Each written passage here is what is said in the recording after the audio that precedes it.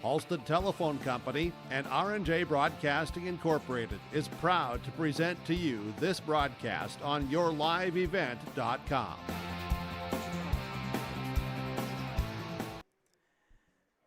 And a pleasant good Thursday morning into early afternoon here today from Kindred. This is Babe Ruth Baseball District 7, two counters between Casselton, the Railcats, going up against the Vikings here of Kindred. I'm Chase Miller with you here today where it is a little muggy. Some thunderstorms have made their way through the central part of the state, moving their way eastern. There is a couple of pop-up stray showers still looking at the radar, but the good news is, from that radar perspective, is hopefully the Kindred bubble can stay alive here and kind of get back into business, and let's start playing some baseball, which they just got done with the lineup cards. So we will get to our starting lineups here in just a few moments. To our opening pitch, these two games, again, District 7 baseball, it's 7 innings if you need it, unless there is that mercy rule, but it's Casselton and Kindred here today on yourliveevent.com. We'll take a break, and we come back starting lineup, so we'll take a look at what that weather forecast has in store. That and more is still to come here today from Kindred. Keep your car moving along with the team at Elite Automotive Center in Fargo. What sets Elite Automotive Center apart from the herd is their truly extensive list of services. From brake and tire service to tune-ups and battery replacement, there's no job too big or small for their ASE certified technicians. Schedule your next oil change by going to EliteAutomotiveCenter.com or scan the QR code on your screen now. Never settle for standard service. Stop by Elite Automotive Center today in Fargo. At Enbridge, we're focused on relationships. 23 Canadian First Nation and Métis communities now own an equity stake in Enbridge Athabasca Pipelines. In Minnesota, Enbridge has spent $450 million and counting with Native-owned companies and in wages to tribal members working on Line 3. Every day brings new collaborations, partnerships, and possibilities. Learn more at Enbridge.com. A reminder, you can go to our website, yourliveevent.com, to check out the complete schedule here throughout the course of the season for both a Kindred Youth Baseball and alongside a Casselton Baseball here in the summer months. Casselton will have a game later tonight against Fargo Post 400, the Astros, for Junior Legion Baseball starting at 5:30. Then both Kindred and Casselton will be off for the 4th of July weekend following that, getting ready for games on Monday. Next games that we have scheduled for you here in Kindred on Monday, it's Legion Baseball with Hillsborough Central Valley going up against Kindred, and then from there it'll be at 5 o'clock in Casselton. The Casselton Blackstockings Babe Ruth team will go up against Lidgerwood. So that's the next games on the schedule for both Casselton and alongside Kindred. Again, go to yourliveevent.com. Not much left in the summer baseball season when you start taking a look at it. You kind of get through next week, and then from there it goes into the respective to-be-determined schedule with postseason baseball, particularly from a Babe Ruth standpoint of the district tournament, which will be here in a couple weeks in Kindred for District 7 tournament. The state baseball tournament out in Wofford City out west here this season. But you get to the middle part of the month of July, then Legion is done as well, and then you get ready for the end of the month of July for the state Legion tournaments across the state of North Dakota. When we come back, we'll get to our starting lineups and the opening pitch. It's the Casselton Railcats and the Kindred Vikings for a doubleheader here on yourliveevent.com. Express Lane Marathon in Kindred is your neighborhood convenience store where convenience meets quality, whether you're fueling up with Marathon's top-tier fuel or grabbing a quick snack. Express Lane has you covered. From hot stuff pizza, smash hit subs, premium soft serve ice cream, gas, diesel, and propane exchange. Make sure to use your Marathon app and get 7 cents back per gallon all summer long. Now offering premium 91 non-ethanol fuel. Express Lane is your friendly and locally owned convenience store. Make your stop before or after the game at the Knickerbocker in Hickson, North Dakota. Stop out throughout the week for mouth-watering lunch specials weekdays and mark Friday nights down on the calendar for prime rib, ribeye steak, or some walleye at the Knickerbocker. For more information or to find out about daily specials, give the Knickerbocker a like on Facebook by searching the Knickerbocker. Great food and good people. You can find it all at the Knickerbocker in Hickson, North Dakota.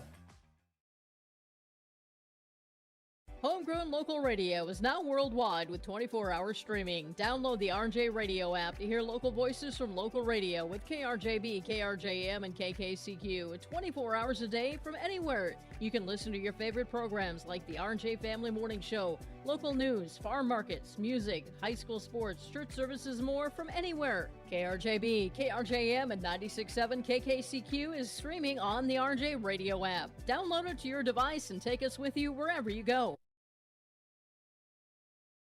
Buying, selling, or leasing commercial real estate or farmland in the Fargo-Moorhead and surrounding area? From office to retail, industrial to multifamily, commercial land to farmland. As the #1 commercial, sales, and leasing brokerage in the FM region, Goldmark Commercial has the experience and skills to handle all of your commercial real estate and farmland needs with the highest levels of customer service and marketing around. Trust the experts at Goldmark Commercial Real Estate to lead your team to success. Chase Miller with you here today from Kindred. Overcast skies right now with the sun trying to make its way through the clouds. We were fortunate here at the Ball Diamond, here at Viking Varsity Diamond, to not get any weather through a couple of thunderstorms that are making their way through towards the Red River. But right now, 81 degrees. Going to be expecting overcast skies with a chance of a maybe spotty shower throughout the course of the afternoon. But if you want to play hooky from work and get on out here a little bit earlier, enjoy the 4th of July, a weekend, come on out to the Ball Diamond. Overall, a nice summer's day. Can't complain too much with where the temperature and the weather is currently here today in Kindred. As we get to our starting lineups for the Railcats, the visitors on the scoreboard. Jack Glennon here will be batting leadoff, the starting second baseman, with Case Kozowski, the shortstop, batting second. Center, the pitcher, will be on the mound here today for the Railcats. Batting in the cleanup spot is Easton Lip, the third baseman.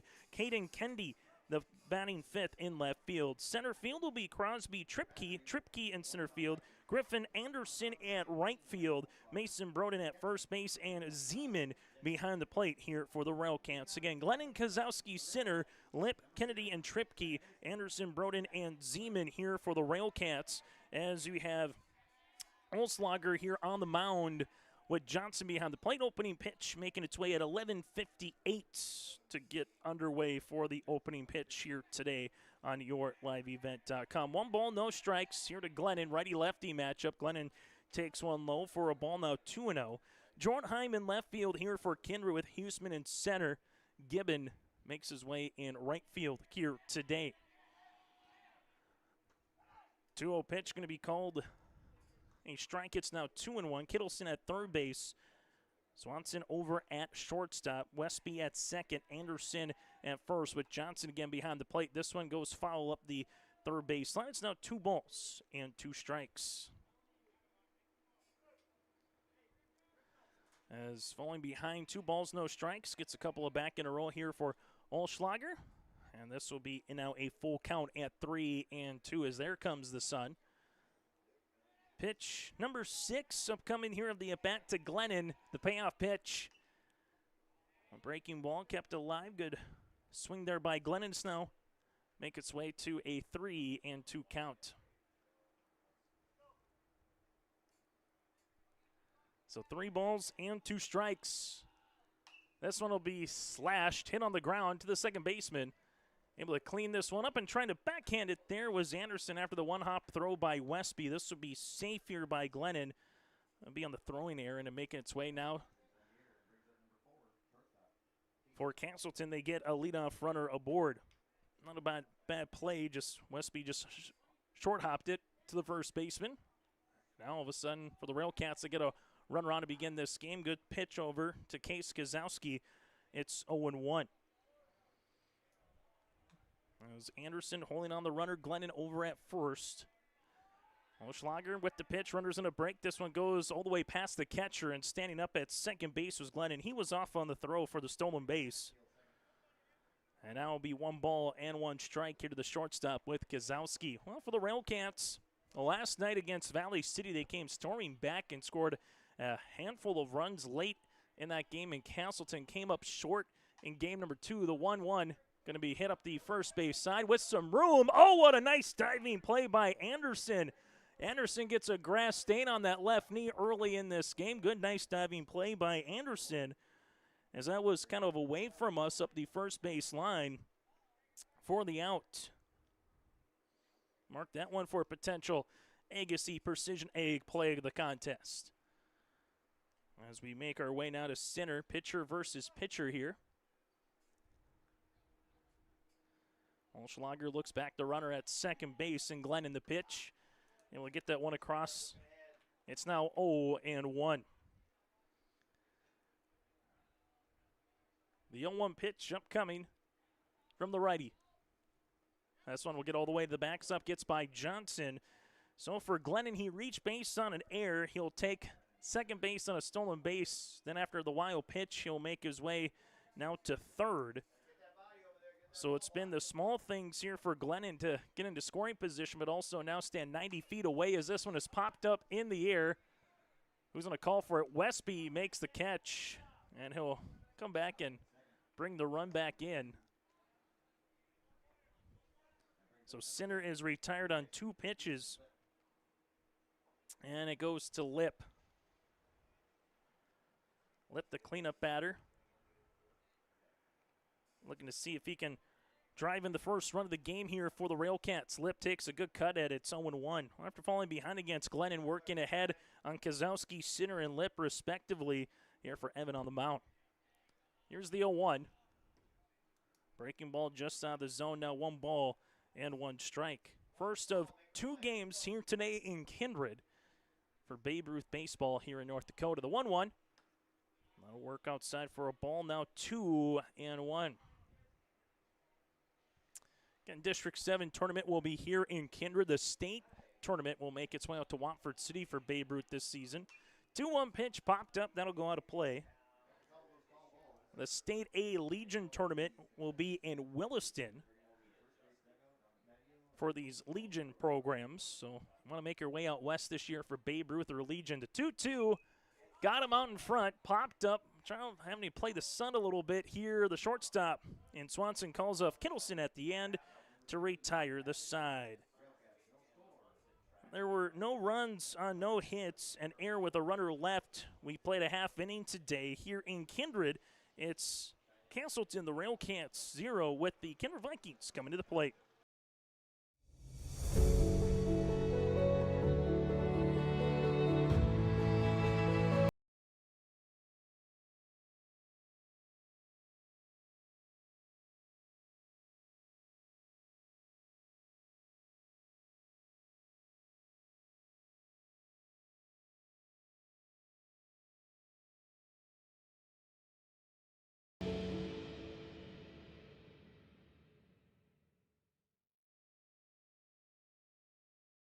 Welcome to the 130th Annual Norman County Fair, June 24th through 27th, Ada, Minnesota. FFA Day. New this year, Jindo Bingo, the Big Air ATV show in the R&J Broadcasting Grandstand. Plus free music, basketball challenge, Check 6 Veterans Day, Youth Day, Senior Day, racing, the Mooncats, lumberjack shows, and so much more. For the full schedule, visit NormanCountyFair.com. Norman County Fair, Ada, Minnesota, June 24th through 27th. It's where summer begins and the fun never ends.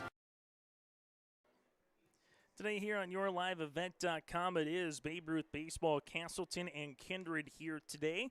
For the Kindred Vikings, first time that they'll go through against Sinner on the mound, as Bristol Swanson will be batting leadoff the shortstop with the opposing pitcher in Olschlager batting second. Beckett Westby, the second baseman, batting third with Cam Kittleson, the cleanup batter batting fourth here at third base. Jager Jordheim, the left fielder, batting fifth with Jed Johnson, the catcher behind the plate, batting sixth. Briar Gibbon in right field, batting seventh, with Everett Anderson, the first baseman, batting eighth, and then Huseman, the center fielder, batting ninth. Again, Swanson, Olschlager, Westby, Kittleson, Jordheim, Johnson, Gibbon, Anderson, and Huseman here today for the Kindred Vikings. It's the Railcats of Casselton, the 14U team. going up against the Babe Ruth squad here for Kindred and the Kindred Vikings. As this one's going to be called a strike to Swanson. It's now 0-1. Center with Zeman behind the plate, your battery. Limp at third base with Kozowski over at shortstop. We'll get to the rest of the infield after the pitch here to Bristol. As this one will be hit on the ground to the second baseman, and here's the rest of your infield. Good play there by Glennon at second to Broden over at first base. 4-3 on the putout, and there's one down on 2 pitches here as we work our way to the bottom of the first inning here in Kindred. So Olschlager, the pitcher, will dig in 2 pitches to get Swanson out, put the ball in play, as this one will be called a strike, and as he did on Swanson, Olschlager works behind the count, and that's Sinner again working ahead on back-to-back batters here, the 0-1. Good breaking ball. Now 0-2. No balls, 2 strikes, 1 down, bottom of the first. First of our doubleheader. Swing and a miss. Fastball up and out of the zone. Olschlager went chasing, and there's 2 down. Getting into a holiday weekend here. Well, a handful of businesses are taking half days or closed tomorrow. Others maybe taking a day on Monday. Regardless, it's feels like the 4th of July, at least weather-wise, as this one gets by the pitcher. Have to make a quick play on it. Spin, turn, fire, not in time. Well, Sinner did about everything he could after it got by him with the spin. Quick throw to Broden. Able to beat that one out was Westby, and the Vikings get a runner aboard here in the bottom of the first inning.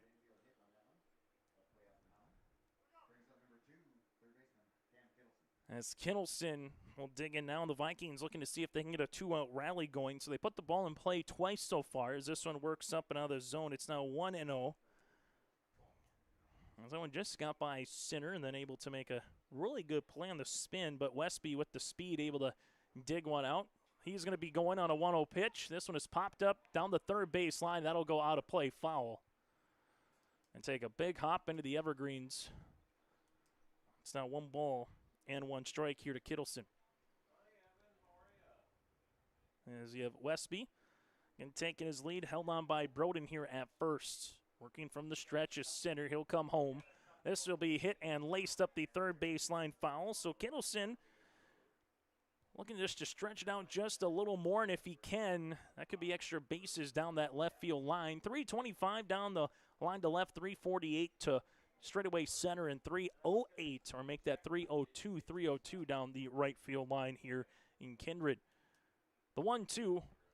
That'll get by the catcher. Runner was going already into second base on the steal was Beckett Westby. Zeman quickly, though, able to get back and get that ball retrieved to not allow Westby to try to go first to third or think about going first to third. Enough room behind you where if it gets by a catcher like Zeman, easily can get that extra 90 feet, but it'll be very tough to go from first to third unless it took a bounce in some way. Off the backstop. 2 balls, 2 strikes with 2 outs. Kindred now at their first base runner in scoring position here with Westby. Kittleson at the plate. 2-2 grounded up the first base side, and Sinner in a good battle right now with Cam Kittleson.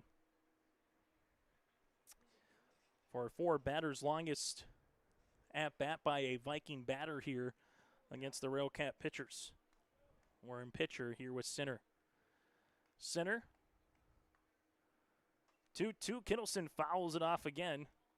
So it got a couple of fouls that went up the left field line, one up the first base side, and one that went right behind the plate. As that pitch count continues to mount a little bit here just on this one at bat. This will be the 13th pitch for Sinner, while Olschlager took 18 to get through the first inning. Here's 2-2. Runner breaks for third, out of play. And the runner and Westby will get in there. Just saw Sinner not paying any attention to him. So Westby quickly takes second and now third base. 3 balls, 2 strikes with 2 outs with Kittleson looking to see if he can get a single somewhere and bring him in. Sinner looking for a strikeout. 3-2, and this one will miss out of the plate. Good at bat there by Kittleson. As runners will be at the corners now with 2 down. Go through and you have batters at a 3, 4, or 5 spot for a reason, and Kittleson showed you why he's in that cleanup bat, falling behind the count early, but worked the count full and earns a walk, and now runners at the corners with 2 down here for Sinner. Kittleson breaks, runner takes the strike, and they won't even throw down to Kittleson, who now stands in scoring position. Base hit here would give the Vikings at least 1, if not 2 runs with Jordheim. It's no balls and a strike. As this one works inside for a ball, it's now 1-1. For the Railcats, it'll be Kennedy, Tripke, and Anderson, 5, 6, and 7 batters due up in the top of the second inning. The 1-1. This one will be a foul ball to the backstop off of Jordheim off the off speed. Got him out in front, now 1-2. That's a big breaking ball on the way by Sinner. This will be pitch number 18 of the at-bat. Jet Johnson due up if Jordheim can get aboard.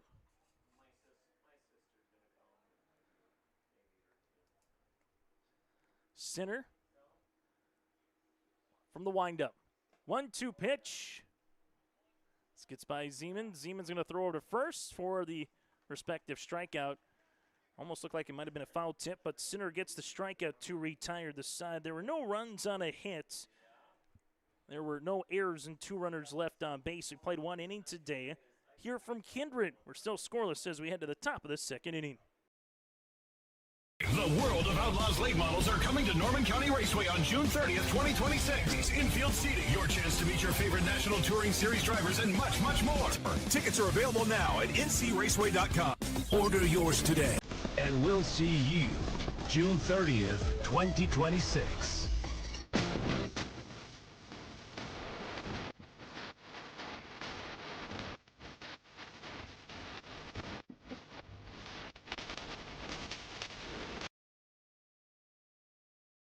Stay up to date all year long with your live event from our social platforms with X, Facebook, and YouTube. From the latest coaches show to watch game broadcasts back on demand from earlier in the season. Search your live event on YouTube and hit subscribe. Outside the 3-point arc. Pick and pop here with Spaeth into the left side corner. 3, good. For the complete and most up-to-date schedule throughout the year, head to our website at yourliveevent.com. For both Casselton and Kindred had chances in the first. They stranded a couple of runners in scoring position there for the Vikings, while for the Railcats, they left a runner at third base with Glennon. So both teams threatened but unable to put one across the plate. As it goes now, Caden Kennedy with Tripke and Anderson, 5, 6, and 7 batters against Olschlager on for his second inning of work. As this misses for a ball, it's now 1-0. Leadoff error by Glennon, a stolen base and a wild pitch got him to third. And 3 straight pop-outs as this one is going to be hit up the first base side, and that will be in there for a base hit. So rounding first and staying there, inside-out swing by Kennedy, and back-to-back innings for the Railcats that they get a leadoff batter aboard. That'll be their first hits here of the contest. So runner at first, and we'll see how the Railcats want to play this one here with Crosby Tripke, the center fielder, sliding back in safely is Kennedy. Good pickoff, though, by Olschlager right to Anderson. That left hand of Kennedy just got to first base. Kennedy's going to break. Here's the throw. And standing up, almost going to slide and then almost hit him. So Kennedy will get into scoring position, and it will be Tripke with a hitter's count. Here's the pitch from Olschlager. This one missing down in the dirt as they work it for a ball. And the runner now stands at second base here with Kennedy. This one going to be called a strike. Anderson due up next, followed by Broden. So after the pickoff attempt by Kennedy went awry, as this one's going to work outside for a walk. And taking first base will be Crosby Tripke. So first walk of the contest, and for the Railcats, I'm going to put some runners aboard here in the top of the second inning with Griffin Anderson, the right fielder. First baseman Anderson in on the grass. Kittleson even with the bag at third. Swinging away. Runners will stay put. It's 0-1 to Anderson as Olschlager works ahead in the count now. No balls and a strike Looking for a strikeout or maybe something on the ground here for the Vikings. Here's the 0-1. Looking to bunt. This one is bunted. That'll go to third baseman. Chance to flip. Not in time. Kennedy moves to third. Tripke to second. Anderson gets aboard. And runners will be full. A good bump by Anderson. Really the only play there for the pitcher, Olschlager, was the chance to get to third, but Kennedy read it perfectly at second base. He was off and running almost before it got actually bunted. And bases are full as this one works inside of Mason Brodin. It's now 1-0. Pitch number 29 of the contest here for Olschlager. The 1-0. That'll work for a ball. It's now 2-0. Babe Ruth Baseball today here in Kindred on yourliveevent.com. The 2-0 pitch. Taking a good cut at that one was Brodin. It's now 2-1 with Zeman due up next. Then after Grayson, back to the top of the lineup here for the Railcats. 2-1 is hit in the air. This one will go to center field. Huseman will make the play. Throws it back inside. Has a chance, but takes a big hop, and the secondary runner will go to third. So you get the sacrifice fly awarded there for Brodin. Coming in to score is going to be Kennedy. Run driven in for Brodin. As you get one down, and the Railcats take the first lead. After Huseman's throw went to the catcher Johnson, that allowed that second runner in Tripke to tag up and go from second to third. So runners at the corners with Tripke at third, Anderson at first, and one down. As Zeman looks back the runner, but he will be off and rolling anyway as Johnson couldn't quite glove it. So going was Anderson to second base. He was off and running on the pitch. It's 0-1. Railcats looking to put another one in play and take a 2 or possibly 3-0 lead, as this one is going to be put in play. That goes to the center fielder again. Huseman gets underneath it. Huseman with a good throw this time to the catcher. Johnson will come up with it, and it'll be back-to-back sacrifice flies. So the bottom of the lineup providing some good swings here for the Railcats. It's coming in to score will be Tripke, the second run of the contest. And now it's Glennon. This will be called a strike. It's 0-1. They've done this all with just one hit, a leadoff single, followed by a walk. Fielder's choice on a bump by Anderson loaded the bases up, and Anderson now stands at second. There's a swing and foul back. It's 0-2 to Glennon with Case Kozowski, the on-deck batter. Top of the second inning, 2-love in favor of the Railcats. Off-speed pitch going to be hit on the ground.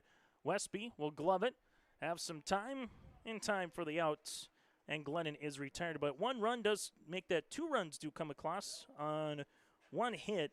There were no errors and a runner left on base. We played an inning and a half today in Kindred on yourliveevent.com with a new score. It's the Casselton Railcats 2, the Kindred Vikings scoreless as we head to the bottom of the second inning. Keep your car moving along with the team at Elite Automotive Center in Fargo. What sets Elite Automotive Center apart from the herd is their truly extensive list of services. From brake and tire service to tune-ups and battery replacement, there's no job too big or small for their ASE certified technicians. Schedule your next oil change by going to EliteAutomotiveCenter.com or scan the QR code on your screen now. Never settle for standard service. Stop by Elite Automotive Center today in Fargo. Halstead Telephone Company delivers fast broadband internet, telephone, and cable TV to residents in this region, including Halstead, Shelley, Neelsville, Climax, Fisher, Bigland, Gentilly in Minnesota, and Hillsborough, Caledonia, Gardner, and Argosville, North Dakota. Serving the area residents since 1904, Halstead Telephone continues to create a bright future for this region using 100% fiber optic technology. Service plans offer flexibility and choices, and there's local support personnel ready to help. Contact Halstead Telephone Company today.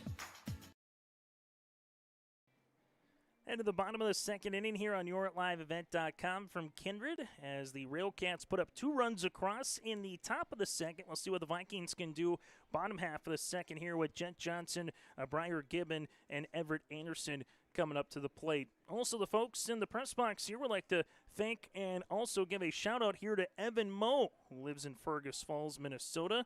Evan, a longtime member and leader with the local Post 117 Legion Club, and also very instrumental in running the summer baseball program here in Kindred for many a year. So a tip of the cap to Mr. Evan Moe for tuning in today here in Fergus Falls, and we thank him for all his previous efforts here in Kindred as well. Bottom of the second inning, as it's going to be, again, bottom of the lineup here for the Vikings. Railcats mid and bottom of the lineup did some damage on just one hit.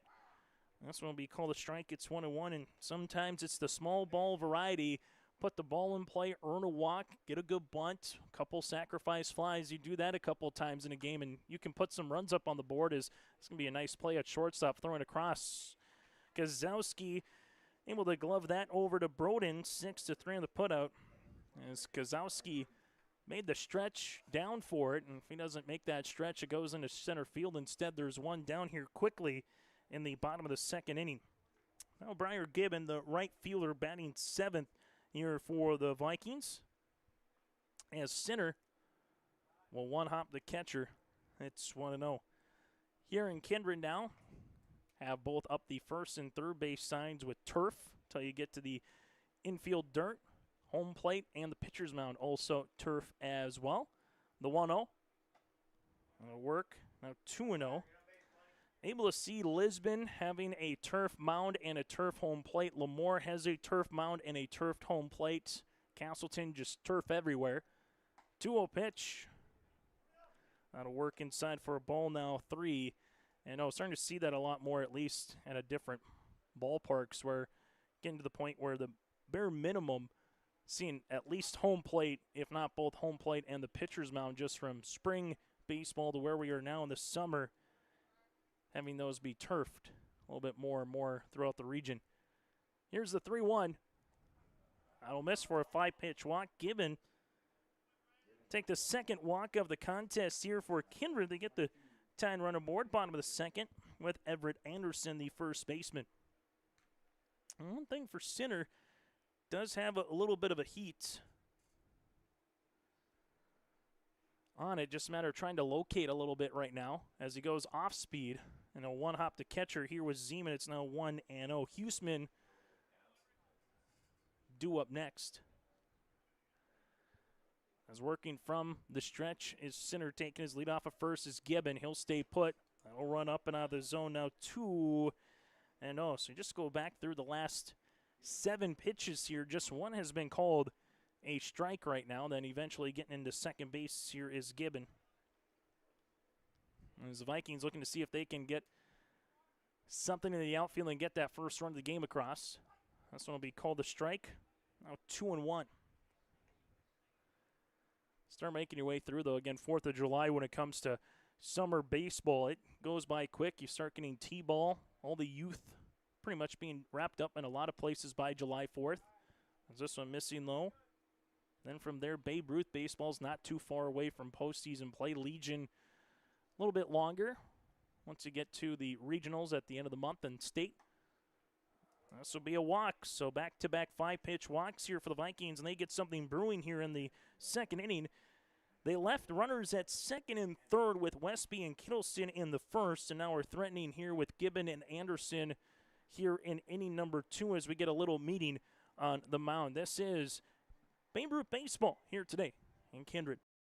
This is Chris from Agassiz Precision Ag, your local precision planting dealer. Say thank you to the farmers you come into contact with every day. They have chosen a career that is as much their deep passion as it is an absolute necessity for you and I. Spring is upon us and there will be farm equipment on the roads. Give them your patience and room to do their jobs. Trust me, they would rather be off the road working in their field than dealing with traffic. From all of us here at Agassiz Precision Ag, we say thank you and have a safe spring.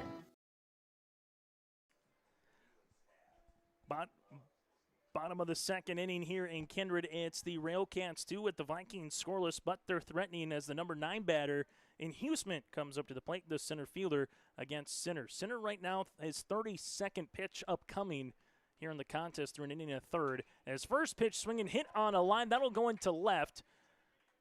And Coach Nick Eggman says put the brakes on for the leadoff runner here with Gibbon after Kendi quickly got the ball in, but the Vikings get a base knock going station to station with 3 consecutive batters, 2 walks and a single, bases full, and then back to the top of the lineup to Bristol Swanson. As the corner infielders will try to take the run at home, while the middle also coming in just a skosh as this is going to get by the catcher here with Zeman. Coming in, standing up from third will be Gibbon. Anderson will make his way to third base. Huseman goes to second. And the first run of the game comes across on the wild pitch here for the Vikings. And in doing so, you also get an extra 90 feet for the trailing runners, which now everybody will just come on in. The 1-0. As this one goes foul, it's now 1-1 here to Swanson. Swanson retired on 2 pitches to the second baseman in Glennon his last time up in the first. The 1-1, fisted, foul, and over the Railcats dugout, it's 1-2. So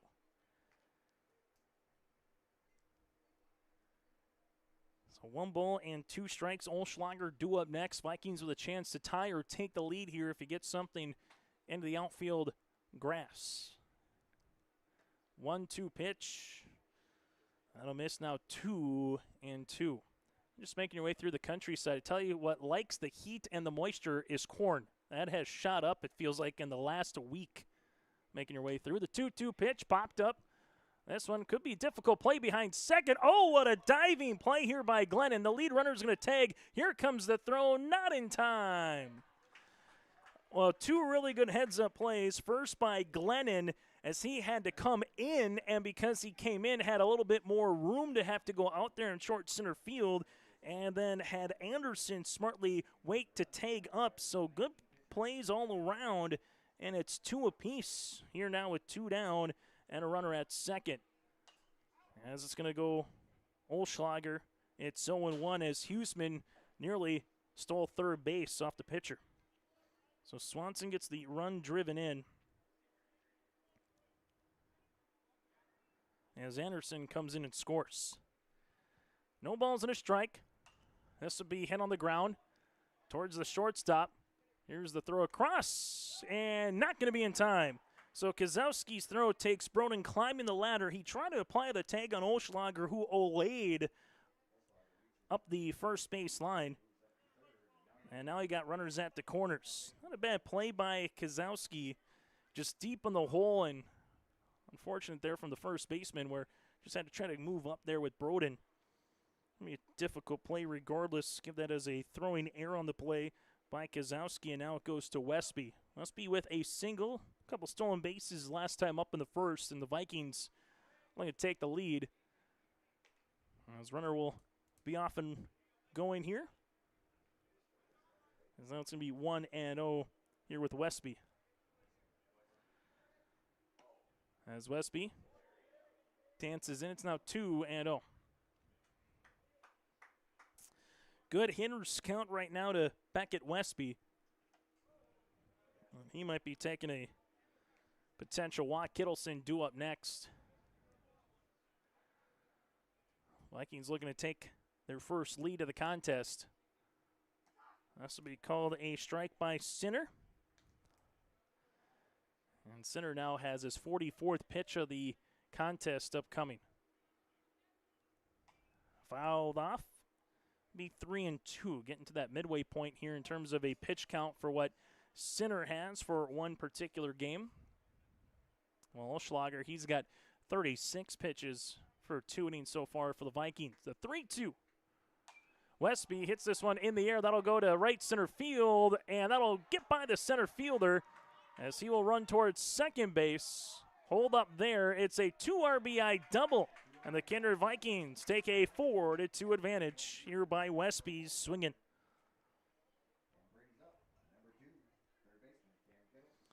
So Huseman comes in to score alongside with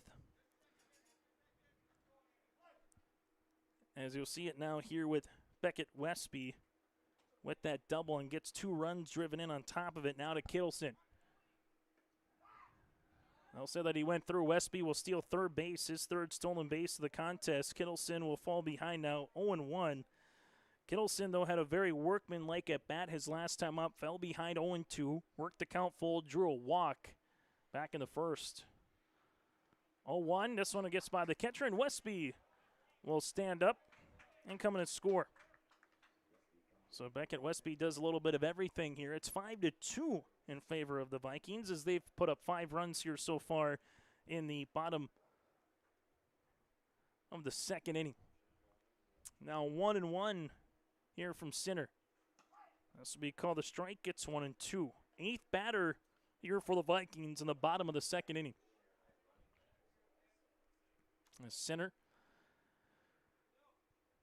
from the windup and the pitch.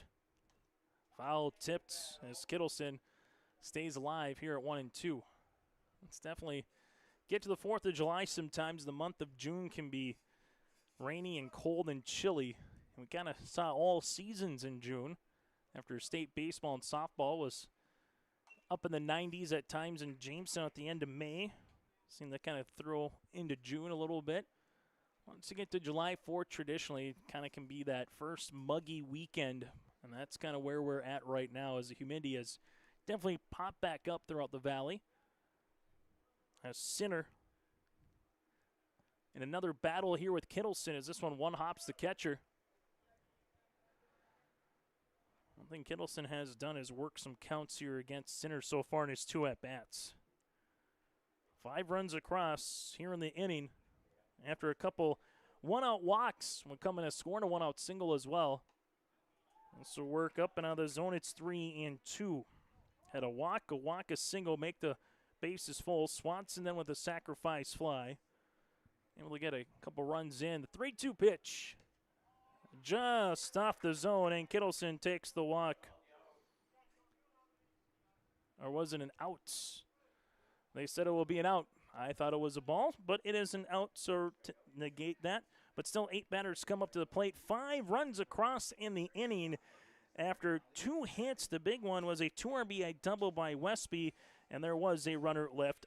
No runners left on base. 2 complete today here in Kindred. New score, it's 5-2 Vikings on your LiveVent.com. Farming today doesn't always feel the same way it used to. Then again, some of it feels all the same. Maybe it isn't so much the jobs that changed, but how they get done. Now that's a different story. Everything got bigger and smaller at the same time. Insurance, accounting, and taxes can get complicated, so you need someone who's looking to keep every dollar possible in your pocket. Ag Country. Buying, selling, or leasing commercial real estate or farmland in the Fargo-Moorhead and surrounding area? From office to retail, industrial to multifamily, commercial land to farmland. As the #1 commercial, sales, and leasing brokerage in the FM region, Goldmark Commercial has the experience and skills to handle all of your commercial real estate and farmland needs with the highest levels of customer service and marketing around. Trust the experts at Goldmark Commercial Real Estate to lead your team to success.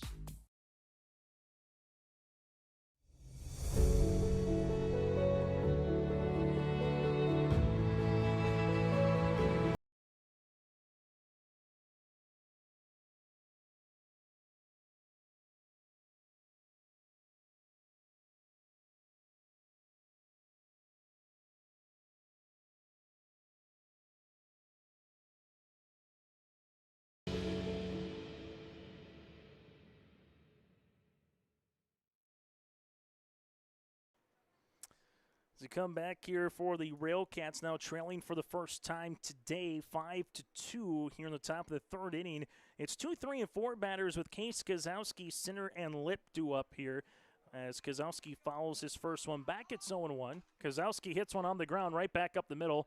This will go to the shortstop, able to make a good throw across there. Swanson to Anderson, 6-3, and Kozowski is retired for 1 down here in the bottom of the 3rd inning. As now it's to Talon Sinner as he popped up His last time up to Westby in inning number 1. Pitch number 39 upcoming here for Olschlager so far. 2 1/3 innings of work, giving up 1 hit, a couple runs, a walk, and no strikeouts as he won't make the play over to first base. Right back to him there for Olschlager. Able to field his position, and Sinner is retired. 1 pitch and 1 out. As he go now with Lip.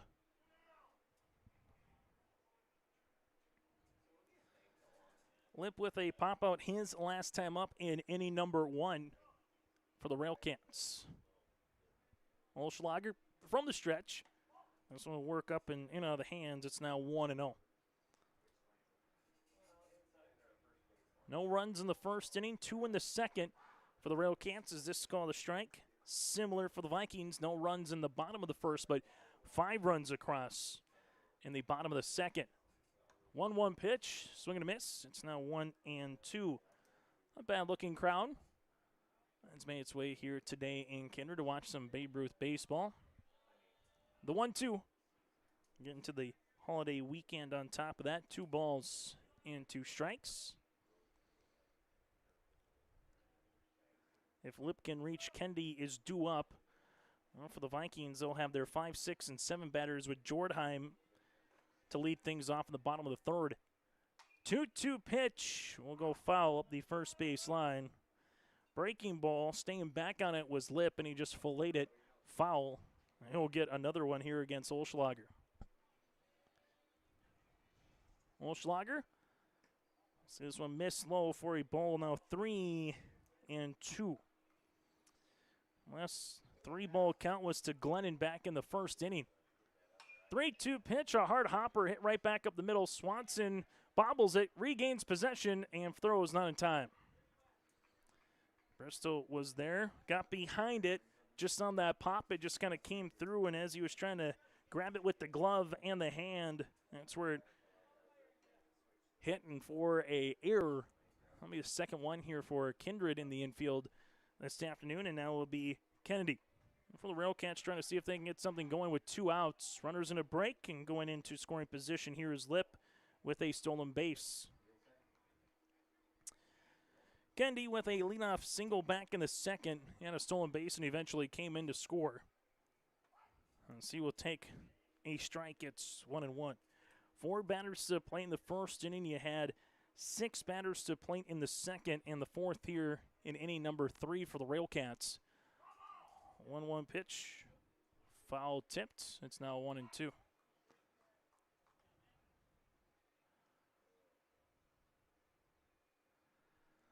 So 1 ball and 2 strikes here to Kennedy. As Olschlager with his 50th pitch. The 1-2, this one will go foul, and we'll keep it at 1 ball and 2 strikes. First of our doubleheader here this afternoon in Kindred. Game about 40 minutes old so far here today. The 1-2. Popped him. Playable. Shortstop calls everybody off here in Swanson to retire the side. No runs, no hits, an error with a runner left on base. We played 2.5 today. It's 5-2 Vikings on yourlivevent.com.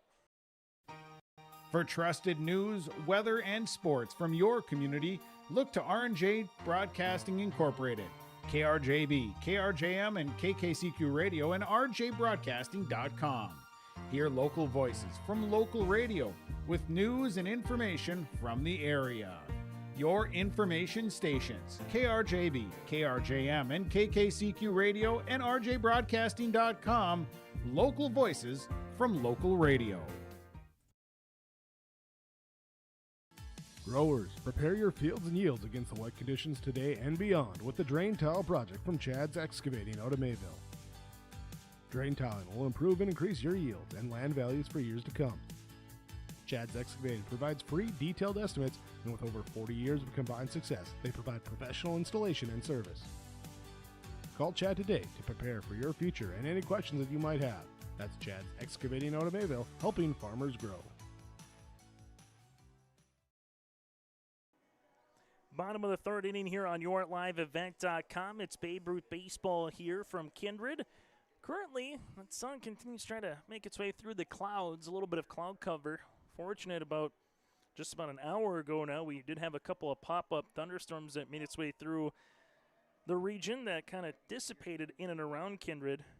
Taking a look at that radar, though, there is some stuff south of Interstate between Jamestown and Steele and got a little yellow and orange in it right now, so hopefully also dissipates by the time it gets a little farther west.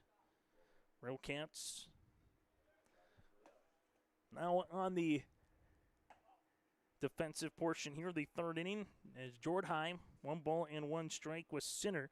Jordheim, Johnson, and Gibbon, the 5, 6, and 7 batters here at the plate. This one will be called a strike. It's 1 and 2. And for Sinner, we're going to get a punch out here, working ahead. 1-2 pitch, strike 3. Caught looking. And for Sinner, he had 2 strikeouts in the first, 1 in the second, and he opens up the third for another here. 1 down to Jet Johnson, who grounded out his last time up. And Sinner sees one go all the way to the backstop. It's 1-0. Sinner kind of reminds you of Francisco Liriano for the Twins, effectively wild when he threw a no-hitter against the White Sox. I believe it was about 9 walks in that game, but also had about 8 strikeouts. A guy that can, when he locates, can be tough to try to hit, as this one goes into left field. Good piece of hitting and swinging there by Jet Johnson. Able to get that single as Gibbon. He'll get Stroh over to first base. Runner aboard with 1 down by Johnson. Stroh will replace him at first. Now it goes to Gibbon, who walked with a run scored back in the second inning. Sliding back here is Stroh as he gets back in safely over at first. Anderson and Huseman back to the top of the lineup for Kindred, as the Vikings would like to add on to a 3-run advantage here in the inning. As the runner goes and Stroh gets into scoring position, as Zeman behind the plate had a 1-2, and then on the second didn't throw it, had to kind of reset and then throw on the third, so that allowed the runner and Stroh to get just an extra half second, and he gets in safely into second. As Sinner delivers a strike, it's 1-1. So 1 ball, 1 strike here, and 1 down, bottom of the third inning. It's also called a strike here to Gibbon. It's 1-2. That's Briar Gibbon. We're going to see if put something on the right side or possibly in play and get that run coming in. Sinner looking for another strikeout in the inning. 1-2 instead will hit him. So taking first base will be Gibbon on the hit by pitch. Runners at first and second now with Everett Anderson. A walk with a run scored back in the second inning after 5 pitches. So Gibbon at first, Stroh at second. Sinner with the pitch. Work up and out of the zone. It's now 1-0. You get 95 pitches here in Babe Ruth, and this will be the 65th pitch upcoming for Sinner. Unless you're completing a batter, then you can work your way out of it. The 1-0. This one goes foul. It's 1-1. A little different when it comes to high school baseball, to Babe Ruth baseball, to Legion baseball. They all have just a slight variation of how many pitches you can throw in a day or once you get to a tournament. The 1-1 pitch is going to be hit on a line that'll go in front of the right fielder here with Anderson. Anderson going to play it in quickly. That runner will slide in safely. Now they go to third, and he is out. So Stroh comes in to score. Anderson gets the single. He will eventually go to second, and Gibbon is retired out at third.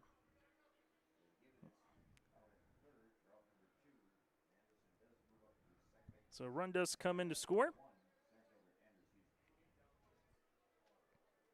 It's 6-2. Anderson to Broden to Zeman to Lip on the play. Right fielder to the first baseman, the catcher to third as Huseman takes a strike. It's 0-1. And back to the top of the lineup, due up here for the Vikings, who do point one run across so far here in the inning.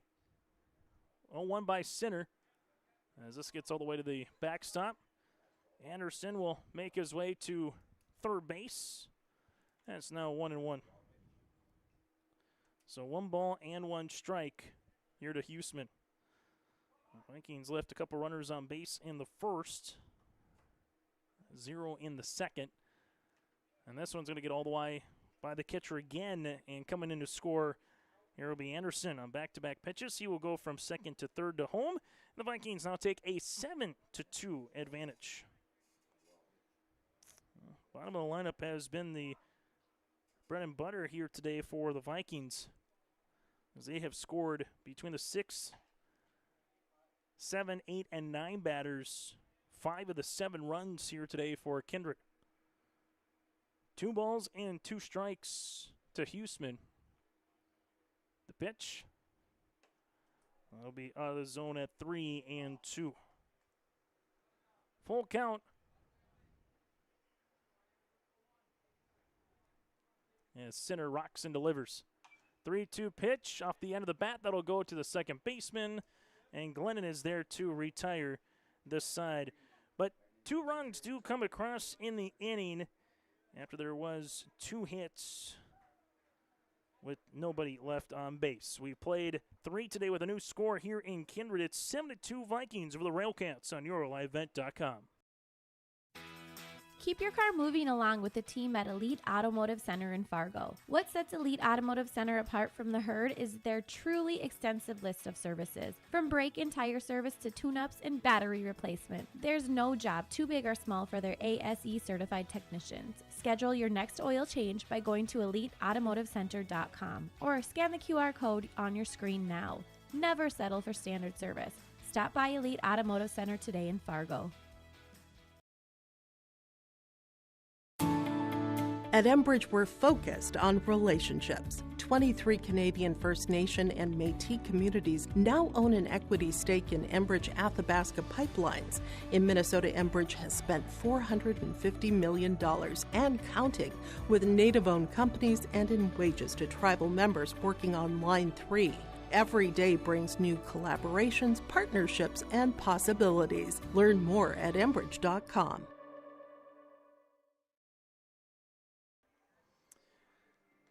As we make our way now to the top of the 4th inning, so far midway through for the Railcats, 2 runs on 1 hit, 1 error, and they have left 3 runners on base, while for the Vikings, 7 runs on 5 hits. They've committed 2 errors, and they have left 2 runners on base so far here midway through this contest. As this one will go to the backstop. Back to here for the Railcats, Trepke, Anderson, and Broden, the 6, 7, and 8 batters due up. Your top of the 4th, pitch number 53 for Olschlager. Upcoming 3 innings of work so far here for Evan. This will miss for a ball now 2-0. Starting to see some clouds making its way through one more time here, especially out to the west from what we saw a little bit earlier. 2-0 pitch. No miss for a ball now 3-0. As Olschlager from the stretch. This one called a strike. It's 3-1.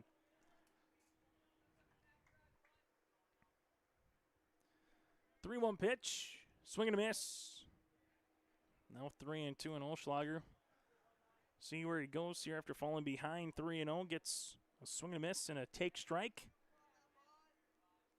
3-2. This one goes right over us in the press box, and we'll keep it at 3 balls and 2 strikes.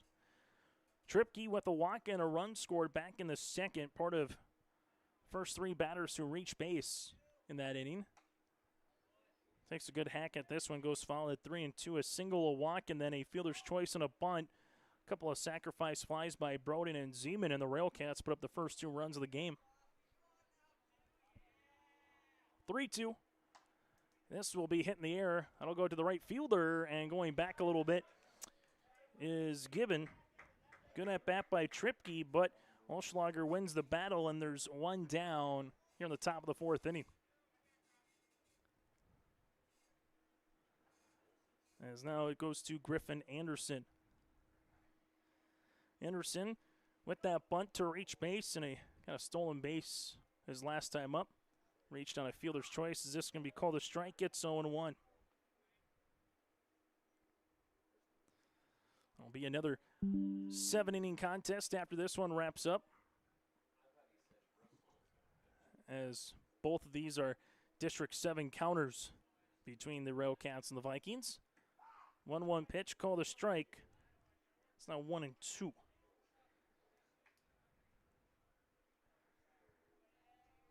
The 1-2. That'll be in the turf. Johnson plays it over to Anderson, and he gets the strikeout. As Olschlager gets the punch out, that'll be his first of the afternoon, and there's 2 down with Broden. Strike 3 swinging as we see it now to Mason Broden with the sacrifice fly his last time up. Work the count to 2-1 and able to drive in Kennedy for the first run of the contest. First pitch swinging, hits one in the air. That'll go to straightaway center. Huseman is camped underneath it to retire the side. First 3 up, 3 down inning here for Olschlager on the bump. 3.5 complete. It's the Kindred Vikings 7, the Railcats 2 as we head to the bottom of the 4th inning. Express Lane Marathon in Kindred is your neighborhood convenience store where convenience meets quality, whether you're fueling up with Marathon's top-tier fuel or grabbing a quick snack. Express Lane has you covered. From hot stuff pizza, smash hit subs, premium soft serve ice cream, gas, diesel, and propane exchange. Make sure to use your Marathon app and get 7 cents back per gallon all summer long. Now offering premium 91 non-ethanol fuel. Express Lane is your friendly and locally owned convenience store. Make your stop before or after the game at the Knickerbocker in Hickson, North Dakota. Stop out throughout the week for mouth-watering lunch specials weekdays and mark Friday nights down on the calendar for prime rib, ribeye steak, or some walleye at the Knickerbocker. For more information or to find out about daily specials, give the Knickerbocker a like on Facebook by searching the Knickerbocker. Great food and good people. You can find it all at the Knickerbocker in Hickson, North Dakota. Homegrown local radio is now worldwide with 24-hour streaming. Download the RJ Radio app to hear local voices from local radio with KRJB, KRJM, and KKCQ 24 hours a day from anywhere. You can listen to your favorite programs like the RJ Family Morning Show, local news, farm markets, music, high school sports, church services, more from anywhere. KRJB, KRJM, and 96.7 KKCQ is streaming on the RJ Radio app. Download it to your device and take us with you wherever you go. Bottom of the 4th inning here today from Kindred.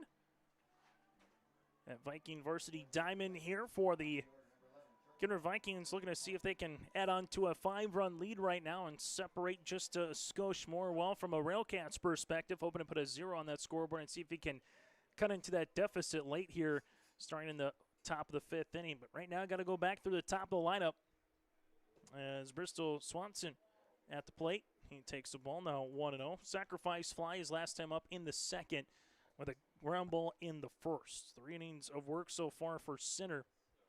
7 runs against. All of them earned with that error back in the 2nd. Here's the 1-0. A miss outside for a ball. It's now 2-0. It's Bristol with the hitter's count. Takes a rip at this one down the line in left, and this will be caught by the left fielder. Kennedy got on his horse, quickly got to line, and takes an extra base hit away from Bristol as there's 1 down here in the bottom of the 4th inning. Now pitcher-pitcher matchup here with Olschlager. Pitch number 75 upcoming for Sinner. First pitch swinging. This one will go through for a line drive hit to left.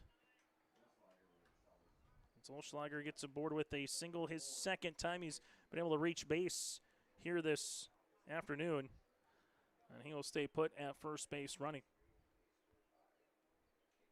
As they see this one now with Westby. Westby has been a thorn in the Railcats' side today. 3 stolen bases, a run scored, 2 runs driven in off a double back in the 2nd. And he's got a single as well in the 1st. Olschlager takes his lead off of first base, being held on by Broden. Now he's going to go into scoring position, trying to get in there. The throw, one hops, and eventually comes in. That doesn't take the hop. Would have been a little bit more interesting of a play by Kozowski to maybe apply the tag. Instead, Olschlager gets in with the stolen base. It's now 1-0 here to Beckett Westby. How dangerous do you want to throw here if you're center with what Westby's been able to do so far? We'll see what happens. Going to third, as we're going to get a time called, as they're going to talk it over here, as Westby was in the box, but when Zeman went to go throw to lip, it hit off the bat, it looked like. And the runner at second base with Olschlager will make his way to second to third off the stolen base. And when center just never took a look at the runner, able to make his way, and they're going to say it actually hit him. So hold on, now the umpire's going to come back through. Westby's going to go back. So Westby will take the bat back, and we'll see it now at 2-0. So going into scoring position again was Olschlager and a steal. Now he's at third off another one. There's a good rip by Westby. It's 2-1. Don't see that all the time in baseball, but throwing from his crouch was Zeman, and Westby never was out of the batter's box. You move out of the batter's box and you get hit. As Westby hits one in the air to left, that'll drive in Olschlager. Westby with his third run driven in on the contest. It's now 8-2. But going back to the previous play, as Olschlager comes in to score. But just going back to that previous play, if Westby completely steps out of the batter's box, then he's out in that particular situation. But when you're still in, you're good to roll. As Skittleson takes a strike, it's 0-1. Try not to impede or have interference with the catcher, giving him a lane. And so far, the Vikings have been off and running here literally in this game as Westby comes back. It's 0-1. Kittleson with a walk in the first with a stolen base, struck out his last time up in the second after working the count full. It's been a couple of long at-bats for Kittleson against center here this afternoon. Westby stays put. This one misses outside. It's 1-1. Fly out by Swanson. Olschlager with a single. Couple stolen bases. Beckett Westby with the run driven in off the single so far here in the inning. Vikings have played in one across. Westby's going to break for second base. Here's the throw by Zeman, and Westby gets in there with the steal. Be 1-2 upcoming here to Kittleson as Westby now into scoring position. As Jordheim due up next. Center takes a look back at Westby. The 1-2, Westby's going to go to third. Kittleson with a swing that's going to go to the second baseman. This one gloved and flipped. Not in time. Good hustle by Kittleson up the first base line. And that got by center. Glennon came to play it. Made the throw to Broden, but not in time. It's an infield single on the way for Kittleson. And now you got runners at first and second with one down with Jordheim digging in. As the Vikings have one run across, now trying to get a little more greedy here in the bottom of the fourth. Kittleson with a big lead off of first. He's going to break for second. This one hits him. Hit him pretty much right in the calf here for Jordheim. As he'll be a hit by pitch. Second one by center. Bases are full here with one down, bottom of the fourth inning.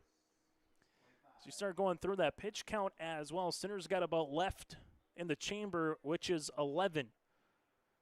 Pitch number 85 upcoming to Jet Johnson. 1 of 2 today with a single back in the third. This one called a strike. Breaking ball gets over. It's 0-1. Now for the Railcats, looking for something on the ground, get an out possibly at home. Vikings looking to see if they can hit one in the grass somewhere. Johnson takes the ball and then let the merry-go-round. See how many runs he can possibly score if Johnson can puts one in the outfield grass. Infield in here for the Railcats. Center with the 1-1. Zeman trying to frame it, misses low. Now 2-1. For the win that is here, just making its way out to nearly straightaway center field here today in Kindred. 2-1. That one will be called a strike. It's now 2-2. Batter number 6 of the inning. 2 balls and 2 strikes. The pitch.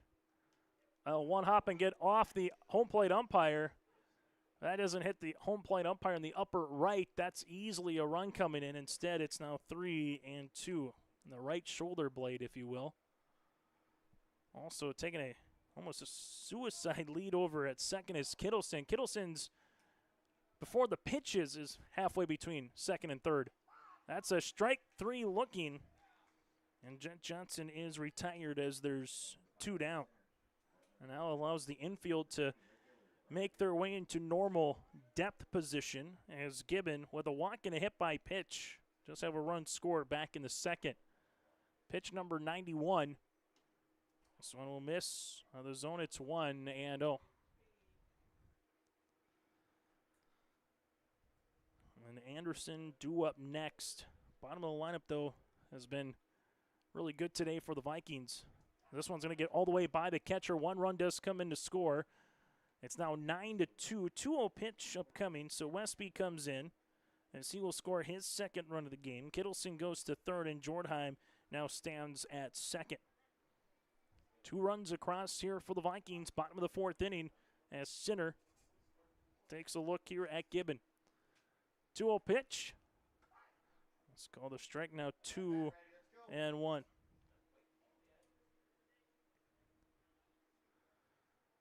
Righty-righty matchup with Sinner. 2-1, that'll miss. Now 3-1. So for Sinner, he will have the 3-1. Check swing, and that goes foul.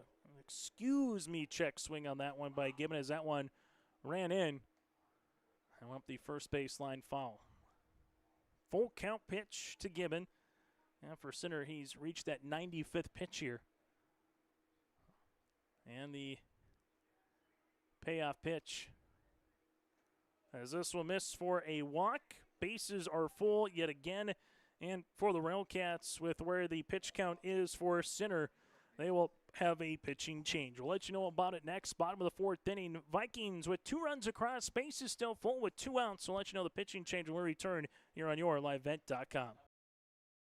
Buying, selling, or leasing commercial real estate or farmland in the Fargo-Moorhead and surrounding area?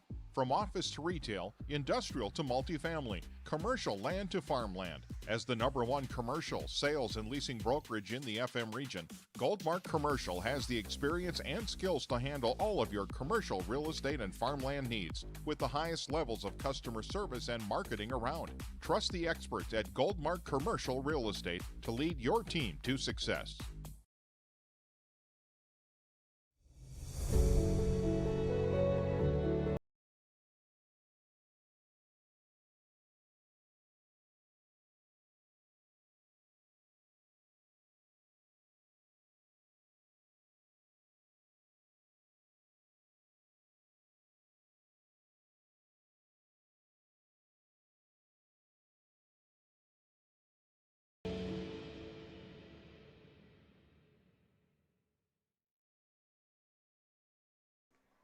This will be a straight switch as Glendon will go from second to the pitcher, and Sinner then will go from the mound to second base. 4 strikeouts make that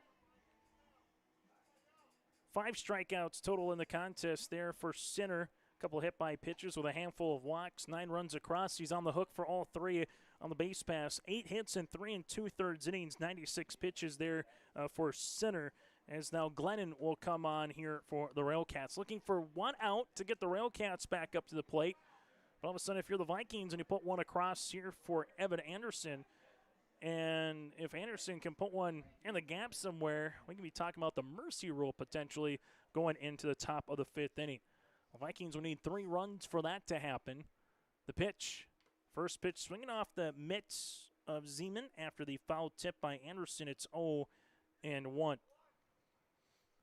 Vikings 5 runs across in the second, 2 in the third, and 2 in inning number 4 here for Kindred. Glennon with the 0-1.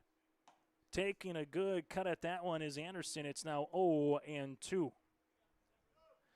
That one just above the letters on the swing. And 2 pitches, 2 strikes here for Glennon, quickly up on the count at 0-2.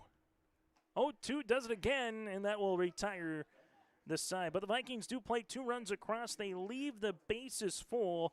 Vikings do extend that lead now to 7 as we make our way to the top of the 5th.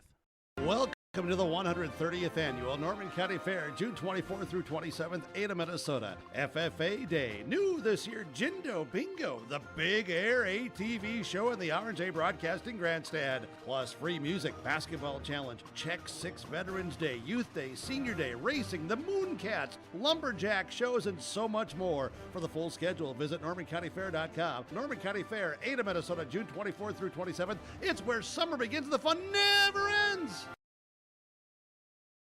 The World of Outlaws late models are coming to Norman County Raceway on June 30th, 2026. Infield seating, your chance to meet your favorite National Touring Series drivers, and much, much more. Tickets are available now at ncraceway.com. Order yours today. And we'll see you June 30th, 2026.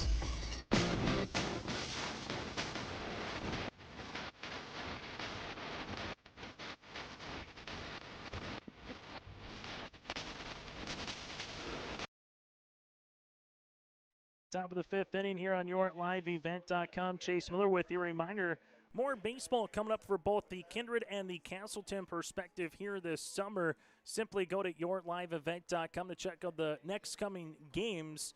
On Monday, it'll be Lidgerwood against the Casselton Blackstockings in the North Dakota 15U Babe Ruth for baseball. From the Blackstockings perspective, the Railcats, the 14U team here for Casselton. Blackstockings 15U, that'll start at 5 o'clock in Casselton. Here in Kindred, their next game will be for Legion Baseball on Monday as they host the Hillsboro Central Valley, going up against the Kindred Vikings at 5:30. Both of those contests for you again here on your liveevent.com. Olschlager on for his 5th inning of work, 65th pitch on his performance, and this one will miss as it's 9-1 and 2 batters. Zeman, Glennon, and Kozowski due up for the Railcats. 1 ball, no strikes. The pitch. This one will go all the way to the backstop. It's now 2-0. Kittleson over at third with Swanson at shortstop. Westby at second base with Anderson at first. And Johnson stands behind the plate for the battery here with Olschlager. We'll get to the outfield after the 2-0.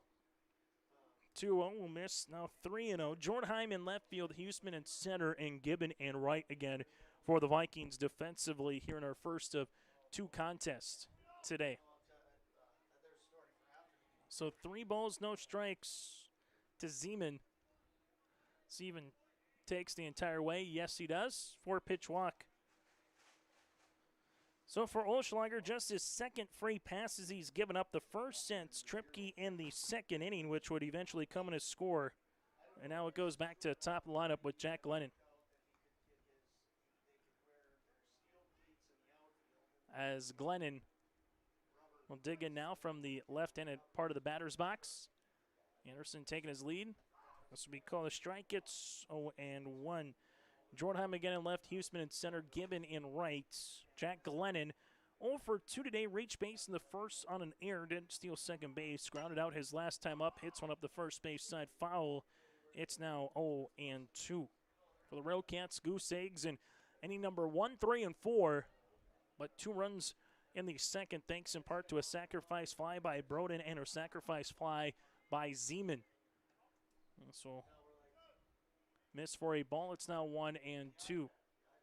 Babe Ruth baseball here on your liveevent.com. 2nd day of July. Runners in a break. This will be a hit and run opportunity. It's popped up down the third base side. That'll be in there for a base hit. So an opposite field single here for Glennon as he reaches base for the 2nd time. Zeman goes to 2nd, and now it's to Case Kozowski.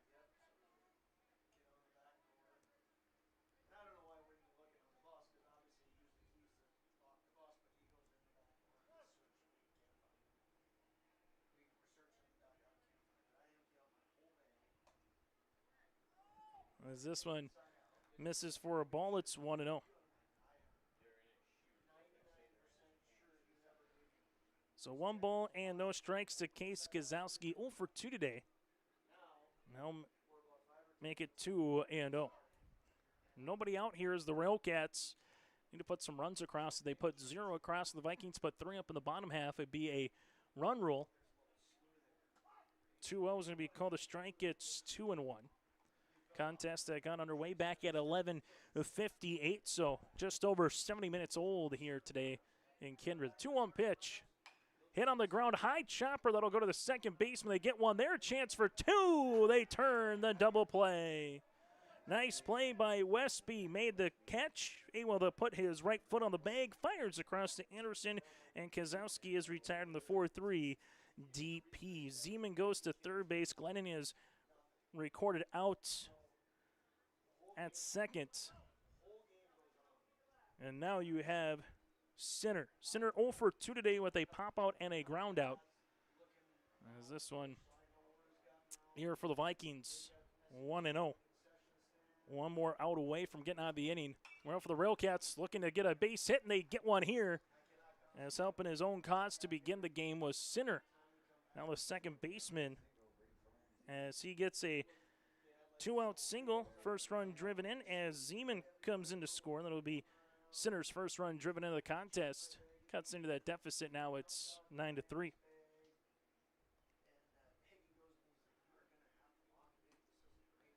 As this is now 0-1 with Easton Lip.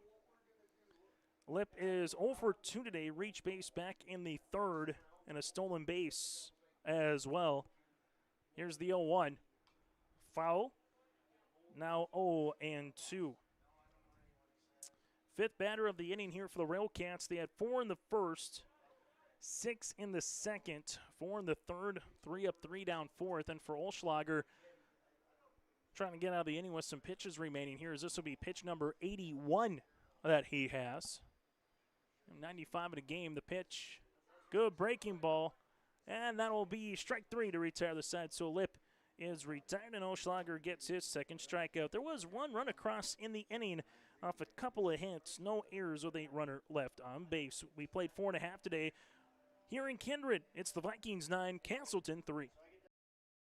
Stay up to date all year long with your live event from our social platforms with X, Facebook, and YouTube. From the latest coaches show to watch game broadcasts back on demand from earlier in the season. Search your live event on YouTube and hit subscribe.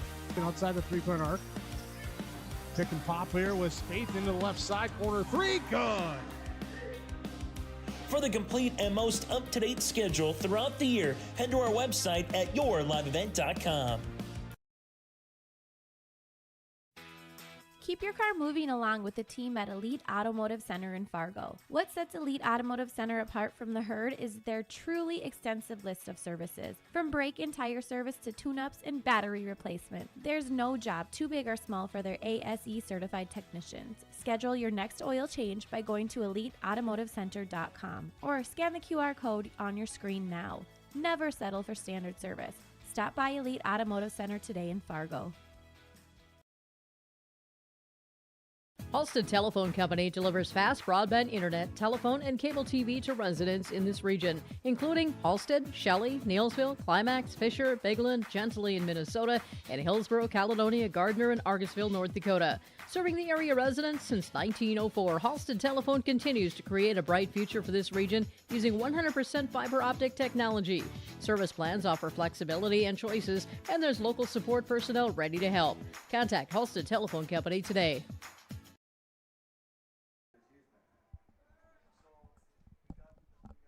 Some defensive changes here for the Railcats, as now Kennedy will be behind the plate from left field. He'll go to behind the plate, and now Finkston will come in and play left field here for the Railcats. First pitch swinging, swung on a miss here by Huseman. So Kennedy behind the plate, Lip at third, Kozowski still at shortstop, Sinner over at second, and Broden at first again for the Railcats. Bottom of the 5th inning as Glennon comes on. The 0-1. This one is popped up, foul, and eventually we'll see this and be out of play. It's 0-2.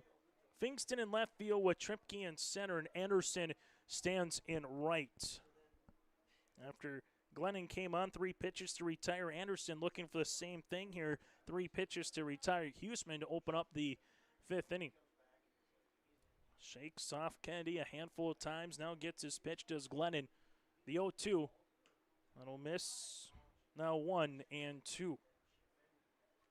So for the Railcats, looking to avoid giving up the Vikings 4 runs here. If they score 4, game would be over on the run rule. Able to put 1 run up in the 5th. We'll see how valuable that is. There's a nice breaking pitch. And for Glennon, this came on and throw 2 really good batters to get them out on 3 pitches for Anderson, 4 pitches for Huseman. And he's just attacking the zone as it goes to Bristol Swanson.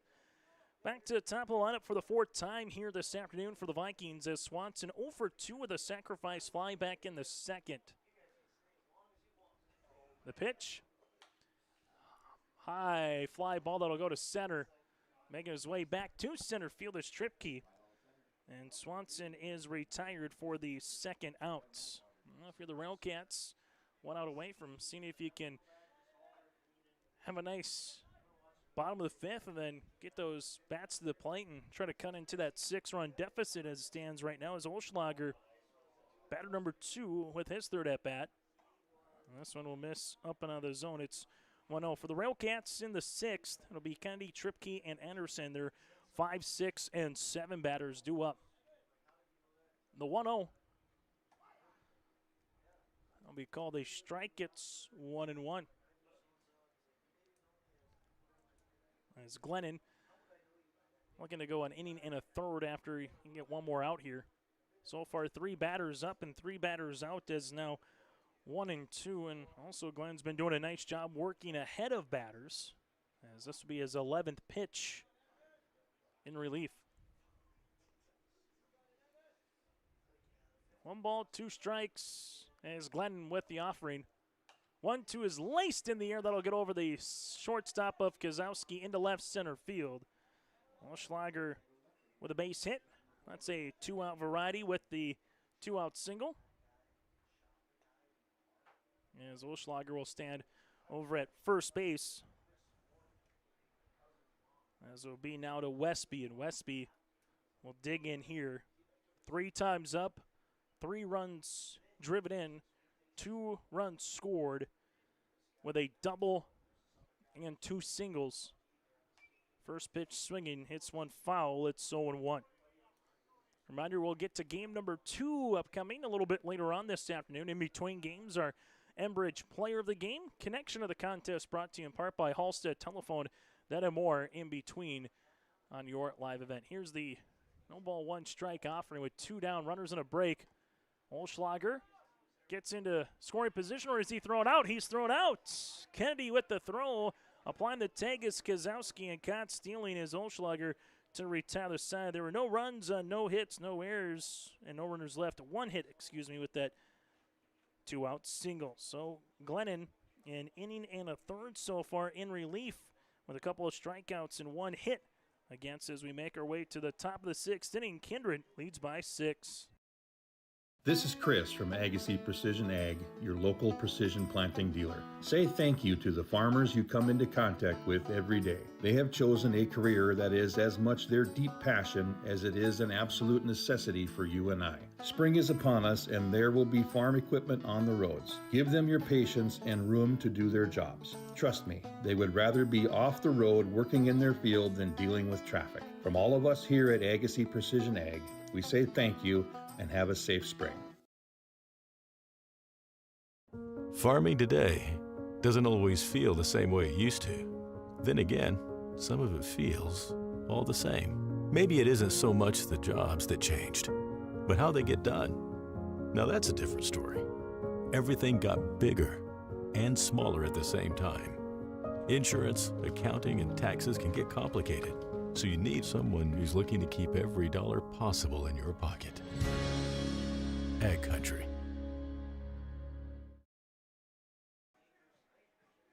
Top of the 6th inning we go here on yourliveevent.com. So far, your line score for the Railcats, 3 runs, 3 hits. They've committed an error and left 4 runners left on base. While for the Vikings, 9 runs on 9 hits at 2 errors, and they've left 5 runners left on base so far here for Kindred.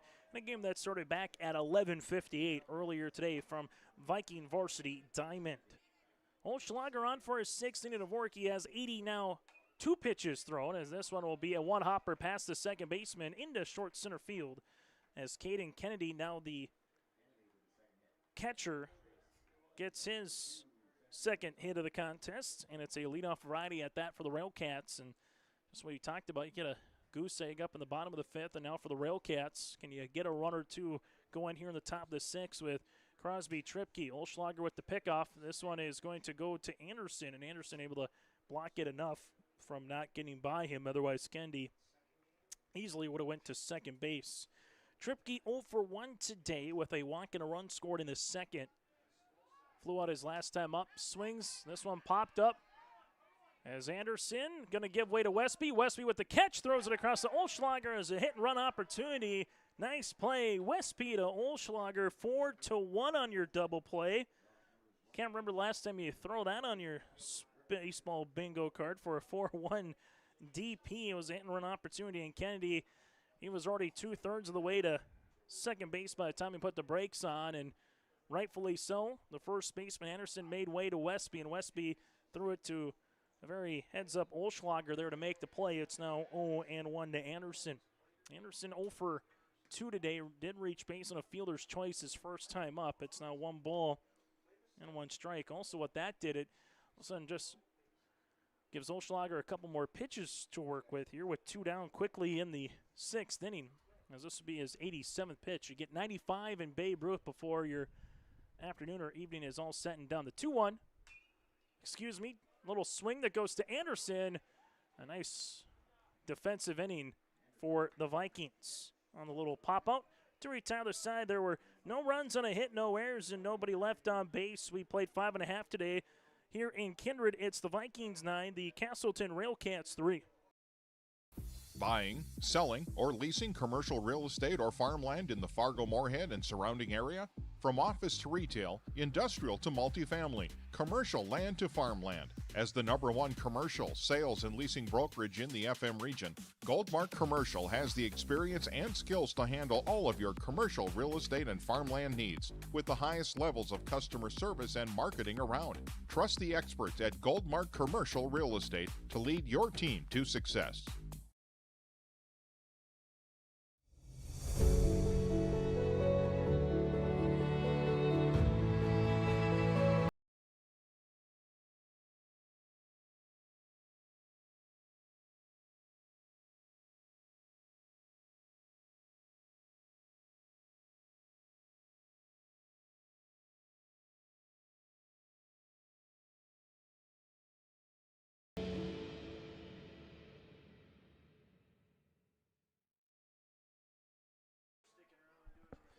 Bottom of the 6th inning, 3, 4, and 5 batters due up here for Kindred with Westby, Kindleson, and Jordheim due up here for the Vikings as they lead by 6. But really good defensive play again for that double play. Not too sure how many times you put 4-1 on the double play in your score column for those back home, as it goes now to the 3, 4, and 5 batters.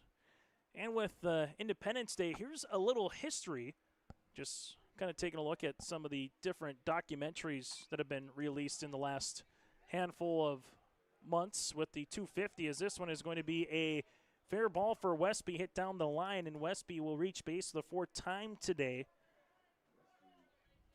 As they say, that's a fair ball, so Westby will put that one just over the first baseman, Broden, as it goes to Cam Kittleson. The Declaration of Independence was July 4th with We the People. However, with everything getting signed, what was the date that you had? And the date was July 2nd when they were part of that Continental Congress, able to make their way through and ratify it for those that were present in Philadelphia on July 2nd. But by the time they actually wrote it and had people sign the document, as the throw goes to second base, not in time, Westby gets his 4th stolen base of the contest. It was July 4th by the time it officially got signed by everyone. So July 2nd is when they all agreed to it. July 4th is then what we know today. So always fun to kind of go back from the history perspective, especially when you get to Independence Day. The 1-1 pitch. Got him and ran him in. This one will be a pop-up to Broden. Broden will play it. Good pitch there by Glennon running up on the hands, and there's one down. The Railcats, what they need to do is get 3 outs before the Vikings put up 4 runs. They'll have a chance then in the 7th inning. Jordheim to the plate, hit by a pitch his last time up. Runner at second base is Westby. He's trying to get to third base. The throw not going to be in time, and Westby gets to third. Second time today that Westby has stolen 2 bases in an inning, 1 in the first and now 1 in the 6th. As he stands 90 feet away. The pitch. This one will work outside for a ball. Now 2-0.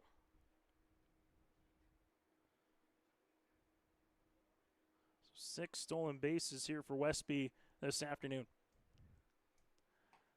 2-0. Work inside now 3-0 with Jet Johnson due up next. Jordheim with a couple of strikeouts and a hit by pitch so far. Corner infielders coming in. The 3-0. Swinging away. This one goes to the first baseman. Broden's going to play it. Run does come in to score here with Westby, so a run driven in by Jordheim. It'll be 3 unassisted. So 10-3 as the Vikings add to their run a little bit, and this will be charged against Glennon. Glenn's giving up just 2 hits in relief as it goes to Jet Johnson. Johnson 1 of 3 today. Takes a healthy cut at that. It's now 0-1. So no balls, 1 strike with 2 down here to Johnson and to Gibbon.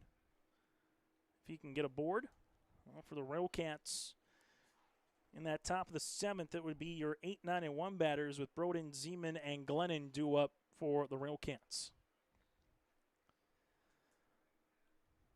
1 ball, 1 strike. The pitch. Just off the plate now, 2-1. 2 down here in the bottom of the 6th inning. As Glennon sees a 2-1, going to be called a strike now, 2-2. 2 balls, 2 strikes with 2 down here. As Glennon sees this one hit on the ground up the third base side, that'll go foul. And we'll do it all over again here at 2-2.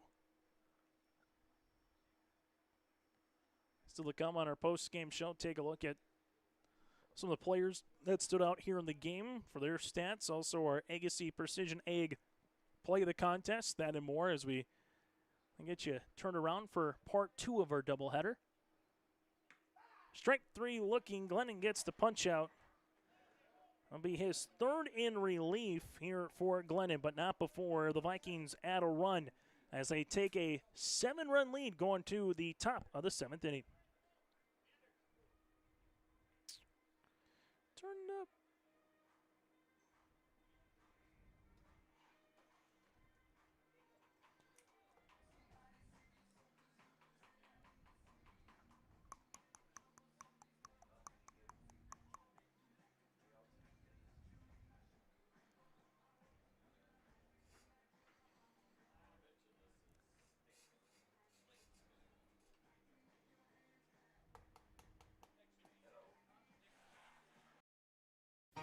For trusted news, weather, and sports from your community, look to R&J Broadcasting Incorporated, KRJB, KRJM, and KKCQ Radio, and rjbroadcasting.com. Hear local voices from local radio with news and information from the area. Your information stations, KRJB, KRJM, and KKCQ Radio, and rjbroadcasting.com. Local voices from local radio. Growers, prepare your fields and yields against the wet conditions today and beyond with the Drain Tile project from Chad's Excavating out of Mayville. Drain tiling will improve and increase your yields and land values for years to come. Chad's Excavating provides free detailed estimates, and with over 40 years of combined success, they provide professional installation and service. Call Chad today to prepare for your future and any questions that you might have. That's Chad's Excavating out of Mayville, helping farmers grow. As we go to the top of the 7th inning, 87 pitches here for Olschlager, so he'll have roughly 8 to work with here unless he can get to that last batter with under 95 pitches to try to finish off a complete game performance here for the Kindred Vikings. Well, for the Railcats, Broden, Zeman, and Glennon are the scheduled batters here. And Broden 0 for 1 with a sacrifice fly. First pitch swinging. This one is a tough play. The third baseman not in time as Kindleson trying to make that play to Anderson, but by the time he was able to get behind it enough, it will be an infield single for Broden. And for the Railcats, they get a runner aboard. That was just off the bat and just going to be a tough play for Kindleson over at third base. So good job hustling off the bat there was Broden. Now he's trying to get into second. The throw is not going to be in time. That will be a steal here for Broden as he gets into scoring position. And it's 1-0 with the Zeman. And back to Jack Glennon due up next here for the Railcats. 1-0 pitch going to be hit on the ground. That'll go to Westby over at second base. It'll move the runner, but for the Vikings, they'll take the out 4-3 as Zeman is retired. Broden will go to third. Now back to the top of the lineup. And pitch number 91 upcoming here for Olschlager. As Glennon has reached base twice on an error and a single, was stranded back at third in the first inning. First pitch swinging, pops this one up. That'll go to the shortstop. He'll make the play. Swanson in the short left field. One pitch, and Glennon is retired as there's 2 down. Now to Case Kozowski. Kozowski 0 for 3 here today. Went into that 4-3 double play his last time up in inning number 5. First pitch swinging again here for the Railcats. They're wasting very little time. The right fielder goes to first in time for the out. Gibbon to Anderson with a stretch that gets by Kozowski. That'll go 9-4, make that 9-3 on the putout. In a game that finishes at 1:32 today, goes an hour and 34 minutes for the Vikings. 10 runs, 10 hits, 2 errors for the Railcats. 3 runs, 5 hit, and 1 error. Your winning pitcher of record is Olschlager with a complete game. Sinner is the losing pitcher of record. Nice play there defensively to get out of the inning as the Vikings take game 1 of the Twin Bill by a final of 10-3 here today in Kindred. Keep your car moving along with the team at Elite Automotive Center in Fargo. What sets Elite Automotive Center apart from the herd is their truly extensive list of services. From brake and tire service to tune-ups and battery replacement, there's no job too big or small for their ASE certified technicians. Schedule your next oil change by going to EliteAutomotiveCenter.com or scan the QR code on your screen now. Never settle for standard service. Stop by Elite Automotive Center today in Fargo. As we come back here on YourLiveEvent.com, it's time to get to our Enbridge Energy Player of the Game. Go to Enbridge.com for career opportunities. Life takes energy. That is Enbridge.com for career opportunities. Kind of a twofer here with both Evan Olschlager and alongside with him with his teammate of Beckett Westby. For Olschlager, you get the complete game win. Again, able to give up 5 hits. There were a couple of errors against him. 5 runners left on base, 3 runs. Gets a couple of strikeouts, a couple of walks here. Olschlager, though, did a nice job on the mound, but also at the plate, able to get 2 runs to come in with a base hit as well and a stolen base. Then Beckett Westby, as he was sensational with 6 stolen bases. He goes 4 for 4 at the plate, 3 singles, a double. Drives in 3 with a couple of runs scored here for Beckett Westby, as well as he drove in 3 runs or had 3 runs scored here today for the Kindred Vikings. Those 2 players are players of the game, brought to you in part by Enbridge. Go to our Halstead Telephone Company post-game connection, and the Halstead Telephone Company going way back in the first inning. Really nice play defensively here for the Kindred Vikings to get Case Kozowski out up the first base line in foul territory with Anderson. Anderson made the diving grab in foul territory over at first base. That is our Halstead connection of the game because he got a little down and dirty. He also got the grass stain there early on for Anderson on that right knee. He is and part of our Halstead Telephone Company, your Halstead Telephone. It's how to connect at halsteadtel.com. It's halsteadtel.com. From there to our Agassi Feature Precision Egg play of the contest. The nice double play, 4-1 double play with Crosby Tripke, as Tripke popped one up, and then a nice double play by Westby and Anderson behind him. As you saw that play with Westby again behind him, able to kind of make way with Anderson to Westby. It was a hit and run after Kennedy was at first base. Tripke went to go swing, and then Westby made the play in the infield, quickly threw it over to Olschlager, who was covering first because Anderson was off his bag.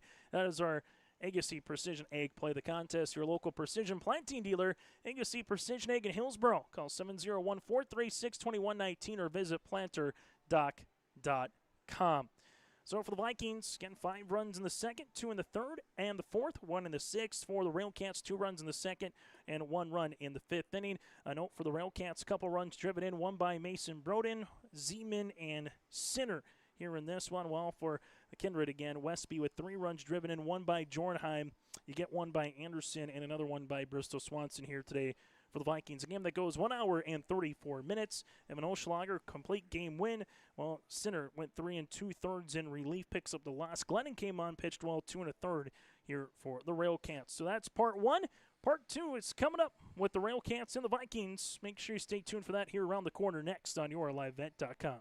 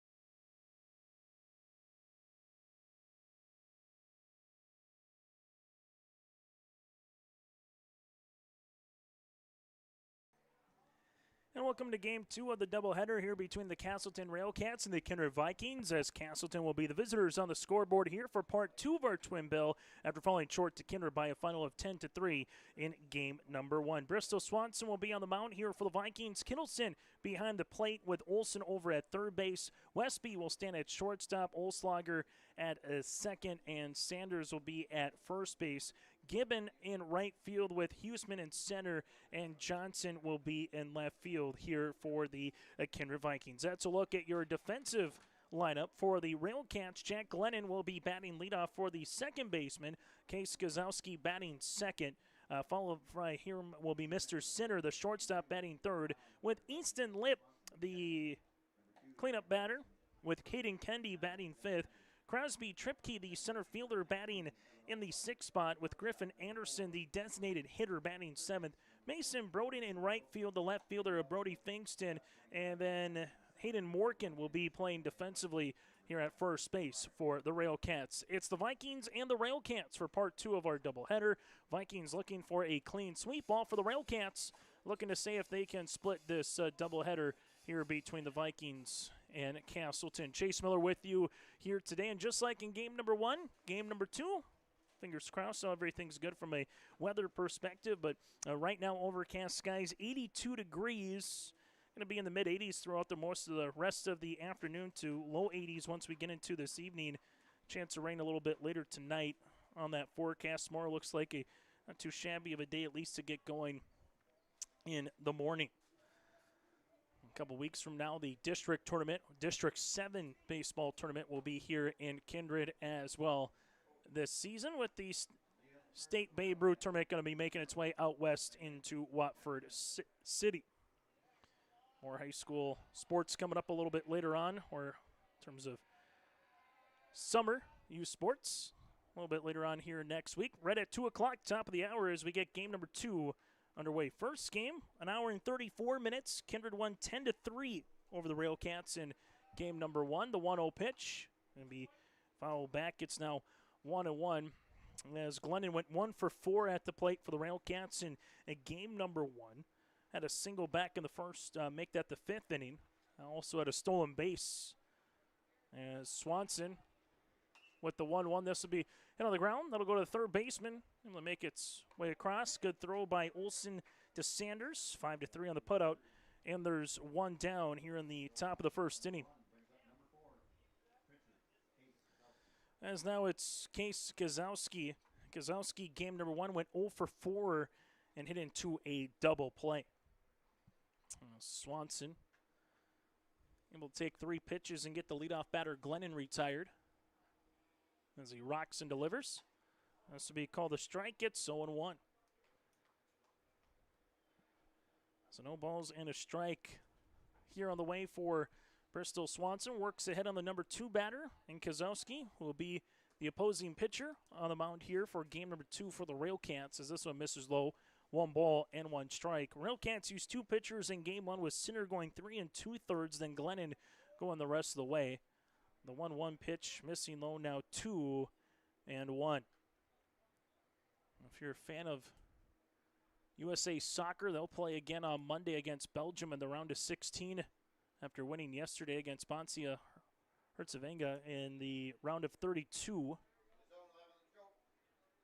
So the U.S. will try to make it to the quarterfinals against Belgium upcoming on Monday in World Cup. 3-1 pitch, look out. That'll go fouling just at the top of the railing here, where we got a handful of golf carts. No one scattered. Everybody stood their ground.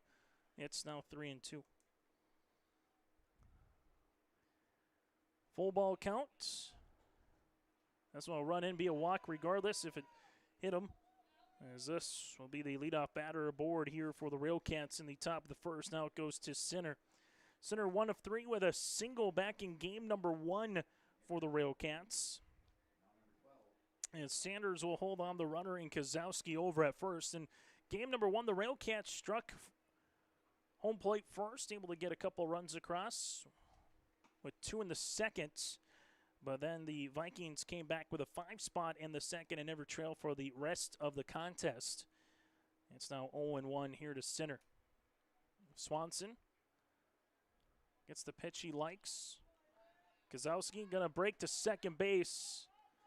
The throw not going to be in time after it was bobbled there by Kittleson. So Kozowski gets into scoring position. It'll be 1 ball and 1 strike now to center with Easton Lip, the on-deck batter here for the Railcats. The 1-1 takes a healthy cut at it. It's now 1-2. So 1 ball, 2 strikes as Swanson takes a look back at the runner at second. 1-2 pitch. Good off-speed pitch there. Center swing and a miss. As it's out number 2 here of the first. So a ground out walk and a strikeout here through the first 3 batters with Easton Lip. Lip on the stolen base in game number 1, but went 0 for 3 at the plate. This one will miss low. It's now 1-0 reach base on an air for Lip in game number 1. Looking to drive in that first run for the Railcats. Candy Dew up next, the catcher here for game 2 for Casselton. The 1-0. This one gun's going to pop out of the glove of Kittleson as he's able to keep that in front of him. It's now 1 ball and 1 strike. Pitch number 16 of the inning upcoming for Bristol Swanson. Swanson from the stretch. That'll be called a strike. Hit the outer part of the zone. Now 1-2, and for a pitcher, you'll take that all day if you can get that call. Swanson works ahead again here on Lip. The 1-2. Good backhand by Kittleson behind the plate. Now 2-2. So 3 pitches retire Glennon. Kozowski worked the count full before he drew a walk. Center struck out. Now Lip with a 2-2. This will go all the way to the backstop, allow Kozowski to get to third. And Lip will have the second full count here for the Railcats in the top of the first inning. 3 balls, 2 strikes with 2 down here to the cleanup batter in Easton Lip. 3-2 pitch, swing and a miss. And Bristol Swanson gets back-to-back strikeouts to retire this side. No runs, no hits. There were no errors with a runner left on base. We played a half inning. The Railcats scoreless with the Vikings coming to the plate. At Enbridge, we're focused on relationships. 23 Canadian First Nation and Métis communities now own an equity stake in Enbridge Athabasca Pipelines. In Minnesota, Enbridge has spent $450 million and counting with Native-owned companies and in wages to tribal members working on Line 3. Every day brings new collaborations, partnerships, and possibilities. Learn more at Enbridge.com.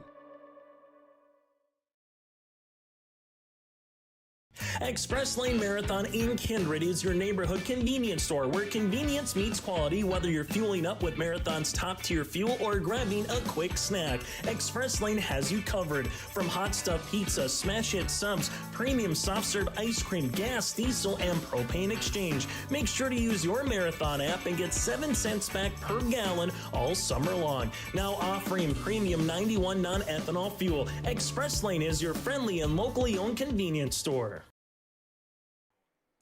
Bottom of the first inning here, Bristol Swanson batting leadoff with Olschlager batting second. You have Beckett Westby batting third, the shortstop. Cam Kittleson batting cleanup here for the Vikings with Jet Johnson batting fifth.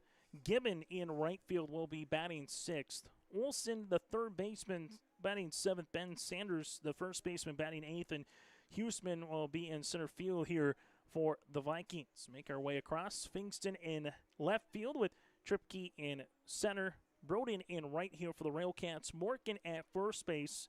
Glennon stands at second. Sinner at shortstop. Lip at third. And Kennedy behind the plate with Case Kozowski on the mound here in game number 2 going up against the Kindred Vikings. Game number 1, if you're just joining us, 10-3 in favor of Kindred over Casselton. We'll see what game 2 again has in store here in this one. Coaches for both teams respectively.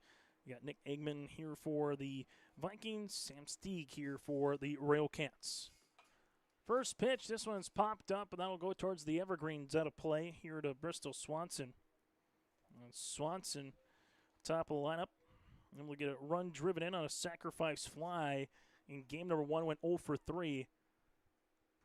0-1 pitch. That one missing out of the zone now, 1-1. Righty-righty matchup to open up the bottom of the first inning. First time that the Vikings will get a look at Casselton. 1-1 pitch. Good breaking ball just off the zone now, 2-1. Didn't miss by much here for Casselton. The 2-1. Oh, run up and in now, 3-1. Well, for Swanson, 19 pitches on the mound in the first inning. See what Casselton does here, his counterpart. 3-1 pitch. That'll be a 5-pitch walk, and Swanson gets a leadoff runner aboard here, bottom of the first for Kindred. As now it goes to Evan Olschlager, the second baseman. As Olschlager will dig in on the right-handed side. Taking his leave off of first is Swanson. Being held on by Morgan over at first base. He was off and right on the pitch as Swanson will get the stolen base and into scoring position. Olschlager will take a ball. It's now 1-0. Olschlager in the first game able to get a couple of times reach base, 3 in total, and a couple of singles in the 4th and the 5th inning as well, in a 10-3 win for Olschlager and the Kindred Vikings, and he was able to have a complete game performance on the mound as well. So runner at second now with Bristol Swanson. Hitters count for Olschlager. First baseman in Morgan. There is a bunt. He's coming in on first base into the infield grass. It's now 2-0.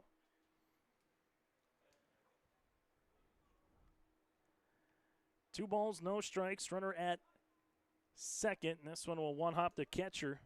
Now 3-0 as Swanson stays put. And Casselton, let's see if he can find the zone right now. Falling behind here on Olschlager with Beckett Westby due up next. The 3-0. This will be called a strike. It's 3-1.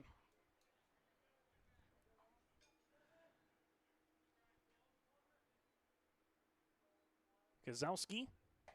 3-1 pitch. That'll miss. 5-pitch walk. So a couple walks as the Vikings threatening here in the bottom of the first inning with Beckett Westby at the plate. Westby with 3 singles, a double, 3 runs scored, and 6 stolen bases with a couple runs driven in game number 1.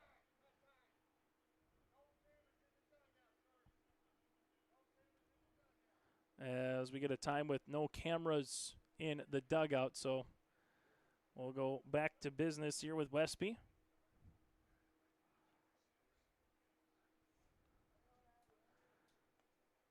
And the pitch. This will be called a strike. It's 0-1. So no balls and 1 strike here with the shortstop Westby. 0-1 pitch going to be called a strike and 0-2. So Casselton quickly getting ahead on Beckett Westby here. The 0-2. Hit on the ground. This one will be a slow ground to the to the shortstop. Comes across in time. Moves the runners up. Swanson goes to third. Olschlager to second. Westby retired. Nice play by center. Quickly over to Morgan, who was able to get the stretch at the end. And there's 1 down. Still a quality out, though, from a Viking perspective for Casselton. Just looking to get that first out of the game. Now Kittleson will dig in. Kittleson with a couple of really good at-bats against the Railcats in game number 1 as this one works out of the zone for a ball. It's 1-0. Kittleson reached base twice with a walk and a single. Struck out and then popped out as well for Kittleson. Here's the 1-0 pitch. This one will work up. Now 2-0. Swanson at third. Olschlager at second. After Westby with a ground out, moved the runners up 90 feet. 2-0's called a strike. It's 2-1. Kittleson looking to see if he can put the ball in play and let his guys run around the base pass a little bit here.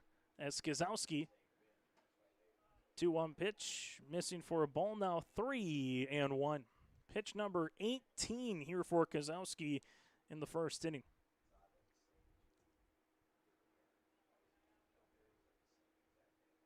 That'll work for a walk. It's a 5-pitch walk to Kittleson. Bases full on walks here for the Vikings in inning number 1. As now it goes to Jet Johnson. Johnson, the left fielder in game number 1 for the Vikings, was behind the plate. He went 1 of 3, or make that 1 of 4, with a single in the 3rd inning. But currently, right now, for Jet Johnson, looking to see, even with a productive out, can you put the run across in some capacity here? Johnson kind of sees the first handful of guys go up and say, let's make sure we send Kozowski working some strikes before we worry about having to put a ball in play. The 1-0 will be backhanded there by Kenny. Now 2-0. Fell behind Swanson and Olschlager. Got ahead on Westby, did Kozowski, and then fell behind on Kittleson, and doing the same here with Johnson. 2-0 pitch, a high two-hopper that gets through the infield. 1 run will come in. A 2nd run going to be coming in with Olschlager. Here's the throw by Fingston. Not going to be in time. A 2 RBI single for Jet Johnson. And the Vikings put the first 2 runs up of the contest here in this 2nd game. Swanson comes in to score with Olschlager as well. Able to see Westby again out. Kittleson goes to 2nd, and then Jet Johnson with the 2 runs. This one will be a strike. It's 0-1. So Gibbon falls behind the count. No balls and 1 strike. Now makes it 1-1.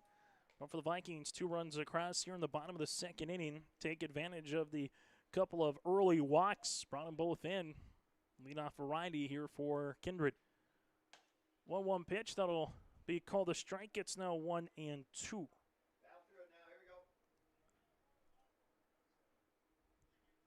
Balls behind. Kozowski with a 1-2. Foul ball. Able to see Gibbon spell a curveball there by Kozowski. Runner at first base is Johnson. You got Kittleson over at 2nd. The pitch. That'll work up for a ball now. 2-2. That's Kozowski. Let's see if we can get a punch out here and get out number 2. Instead, this one is popped up in the infield. As the shortstop will come behind 2nd base and center to make the play. As there's 2 down here in the bottom of the 1st inning. As they see this one now to Sawyer Olson, the 3rd baseman. So Jet Johnson at first, Cam Kittleson at 2nd, Kozowski at the plate with Olson. The pitch, runners on a break. Double steal opportunity to throw, not going to be in time. So Kittleson to 3rd. Jet Johnson goes to 2nd base. And the Vikings able to get runners at 2nd and 3rd with Sawyer Olson, the 3rd baseman here in game number 2. As this one will work up and for a ball now, 2-0. So for Sawyer, hitters count. Pulling up the middle somewhere. 2 runs will more than likely come in to score. 2-0 pitch. He'll take a strike. It's 2-1. And for Kozowski, this will be his 31st pitch here of inning number 1. About a third of his pitches have been thrown of what you can have.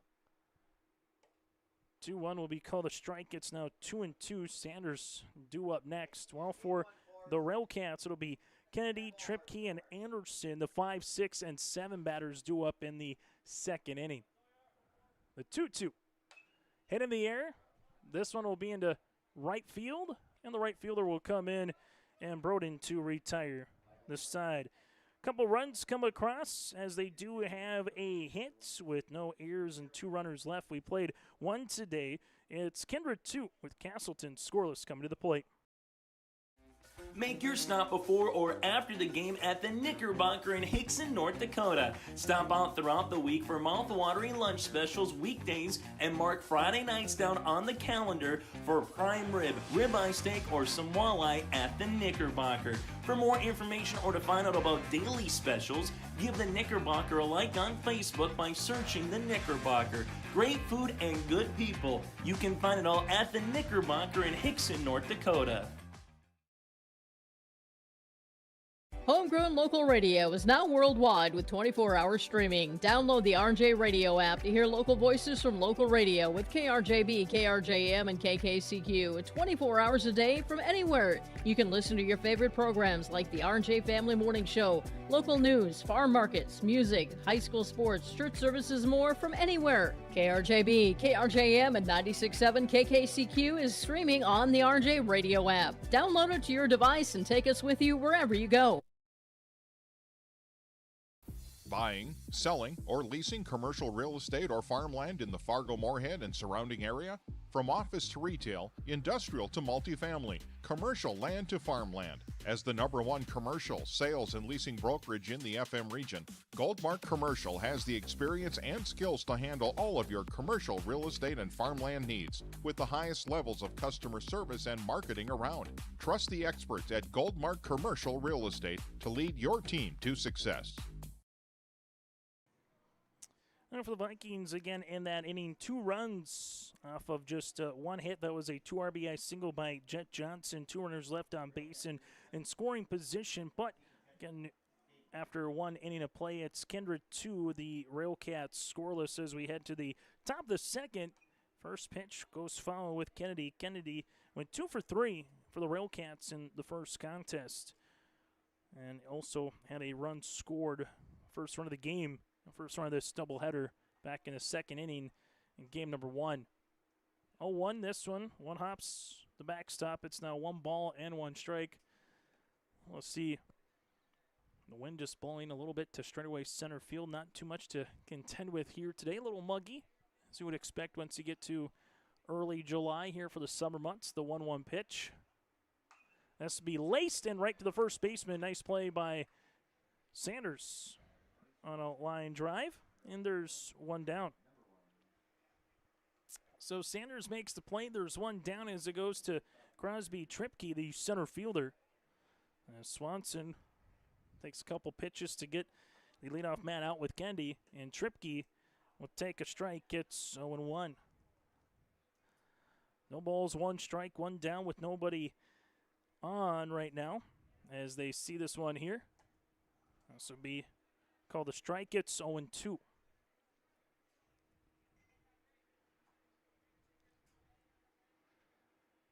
The 0-2 pitch. Foul tipped off the glove, and we'll keep it at no balls and 2 strikes. As they handle it now with Swanson, able to get ahead both against Kennedy and now here with Tripke in the second inning. It'll work out of the zone now, 1-2.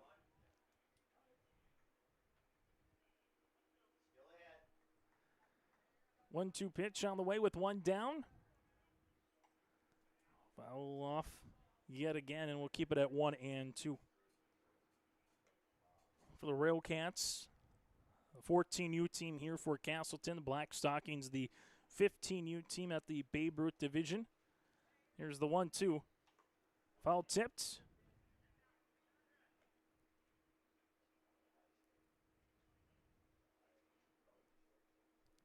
We'll keep it at 1-2 on the way. That'll be a strike 3 looking. Nice spot for Swanson.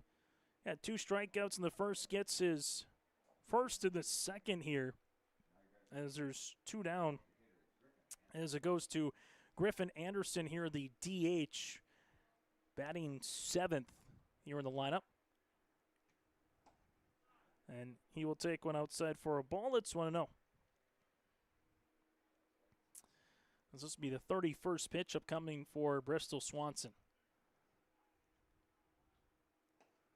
1-0 pitch. That'll miss. Now 2-0. Railcats able to work a couple of full counts with Kozowski and Lip in the first inning, with Kozowski earning a walk and Lip eventually being retired via the strikeout swinging. 2-0 pitch. Kind of nibbling around the zone here is Swanson, but missing on 3 straight pitches. Get the green light here to Anderson on a 3-0 count. 3-0 pitch. Takes a rip at it. It's now 3-1.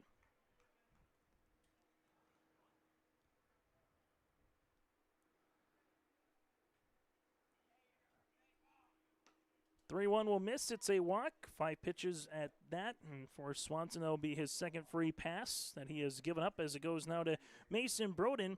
Broden, a right fielder, batting 8th in the lineup as they handle it now for Swanson. Taking his leave off of first is Anderson. He'll stay put. Swing by Broden. Now 0-1. As the sun is trying to make its way through the clouds throughout the afternoon here in Kindred. Swanson with the pick play, diving back. Makes his way through as Anderson after the applied tag by Sanders.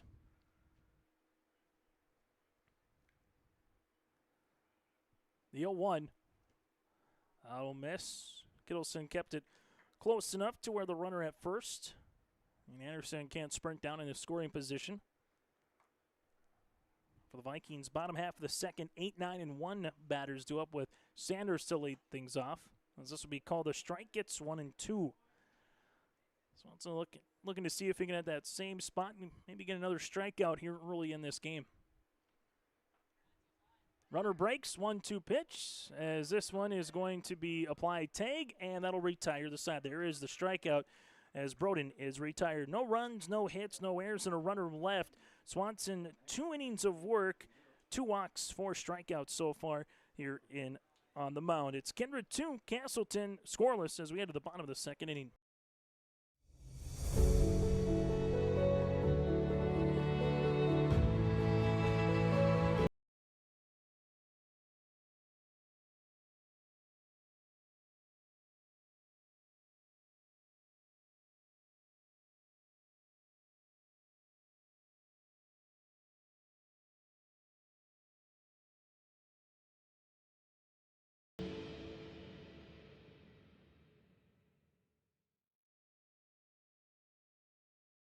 Welcome to the 130th Annual Norman County Fair, June 24th through 27th, Ada, Minnesota. FFA Day. New this year, Jindo Bingo, the Big Air ATV show in the R&J Broadcasting Grandstand. Plus free music, basketball challenge, Check 6 Veterans Day, Youth Day, Senior Day, racing, the Mooncats, lumberjack shows, and so much more. For the full schedule, visit NormanCountyFair.com. Norman County Fair, Ada, Minnesota, June 24th through 27th. It's where summer begins. The fun never ends. Bottom of the second inning, it'll be Ben Sanders, Huseman, and Swanson due up here for the Vikings going up against Kozowski. First pitch swinging, hits a 2-hopper to the third baseman as this one gets thrown across. A nice play by Lip to Morkin, and Ben is retired on 1 pitch as there's 1 down as Huseman will come up. And for Kozowski, he'll need a couple of those quicker at-bats here on the mound after throwing 32 pitches in the first inning, so that helps as Huseman will come up. Huseman, first pitch swinging, takes a rip at it. It's 0-1, then back to a top of lineup with Bristol Swanson as the on-deck batter. Kozowski with the 0-1. Oh, miss out of the zone now, 1 ball and 1 strike. For the rest of the weekend, just the 4th of July for your activities before both the Vikings and for Casselton, their baseball programs are back in action on Monday here on YourLiveEvent.com. Legion game here in Kindred with Hillsborough Central Valley, or for Hillsborough coming down, and then you have Casselton back in action for a game with Lidgerwood with Babe Ruth coming up on Monday, so check those games out. And for more on the summer baseball schedule, go to YourLiveEvent.com. 2 balls, 2 strikes. Swing and a miss. Kozowski with the strikeout, his first, and there's 2 down. So first time through the lineup card for Case Kozowski goes an inning and 2/3, gives up 2 runs on 1 hit. Both were earned with 3 walks and 1 strikeout. Walks came into hot. The first 2 batters earned a walk was Swanson and Olschlager, and both of them scored on a RBI, 2 RBI single by Johnson. First pitch swinging, a 2-hopper that'll go back to Lip. Lip throws it across in time for the out. Kozowski with a tidy 3-up, 3 down here in the second inning. We played 2 today in Kindred. It's still the Vikings 2. The Railcats scoreless as we head to the top of the 3rd. The World of Outlaws labels are coming to Norman County Raceway on June 30th, 2026. Infield seating, your chance to meet your favorite National Touring Series drivers, and much, much more. Tickets are available now at ncraceway.com. Order yours today, and we'll see you June 30th, 2026.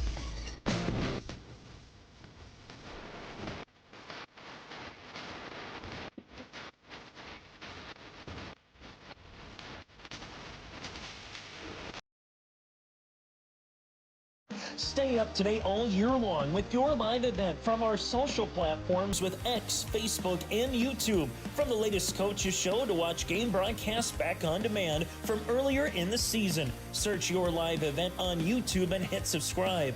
Outside the three-point arc. Pick and pop here with Spaeth into the left side corner. Three, good. For the complete and most up-to-date schedule throughout the year, head to our website at yourliveevent.com. Keep your car moving along with the team at Elite Automotive Center in Fargo. What sets Elite Automotive Center apart from the herd is their truly extensive list of services. From brake and tire service to tune-ups and battery replacement, there's no job too big or small for their ASE certified technicians. Schedule your next oil change by going to EliteAutomotiveCenter.com or scan the QR code on your screen now. Never settle for standard service. Stop by Elite Automotive Center today in Fargo.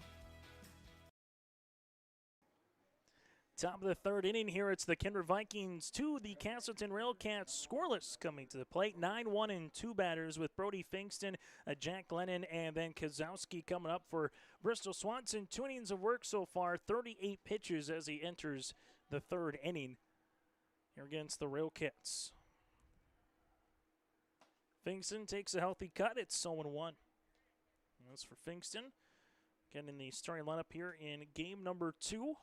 Playing left field with Morgan playing defensively at first base here for the Railcats. Swanson missing inside. It's now 1 ball and 1 strike. Here's the 1-1. That'll miss. Now 2-1.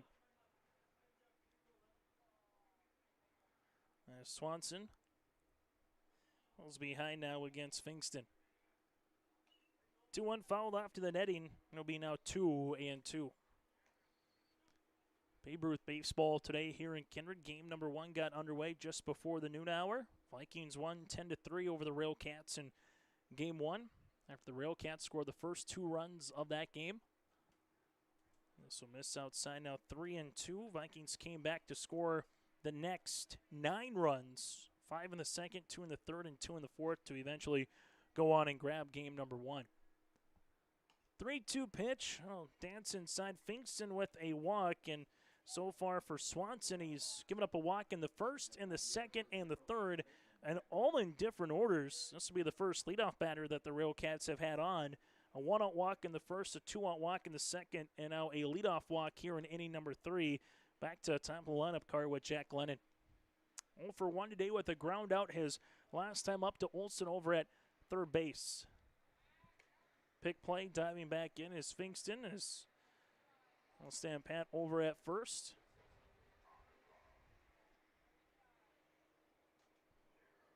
And Swanson takes a look at the runner, the pitch. Will be called the strike. It's 0-1.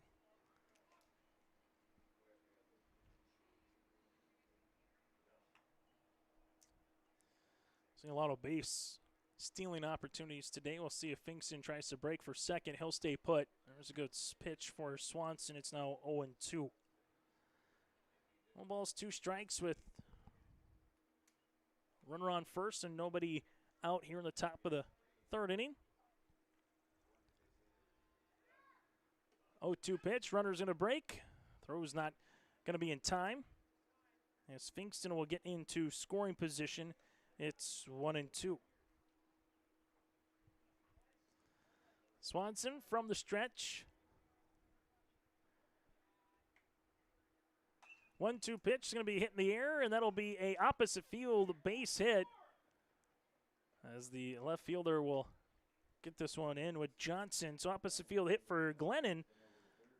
And for the Railcats, threatening here in the top of the third with the runners at the corners, no down with Case Kozowski. Kozowski reached base with a walk and a stolen base, was stranded at third his last time up in inning number in inning number 1. Kozowski a chance to help his own cause here for the Railcats. Throws in a go to second, be cut off as they make their way through. That'll be the first hit of the contest as well by Glennon, as now he's in scoring position at second base. Be 0-1 here to Kozowski. So Kozowski, one swing can potentially tie this game up.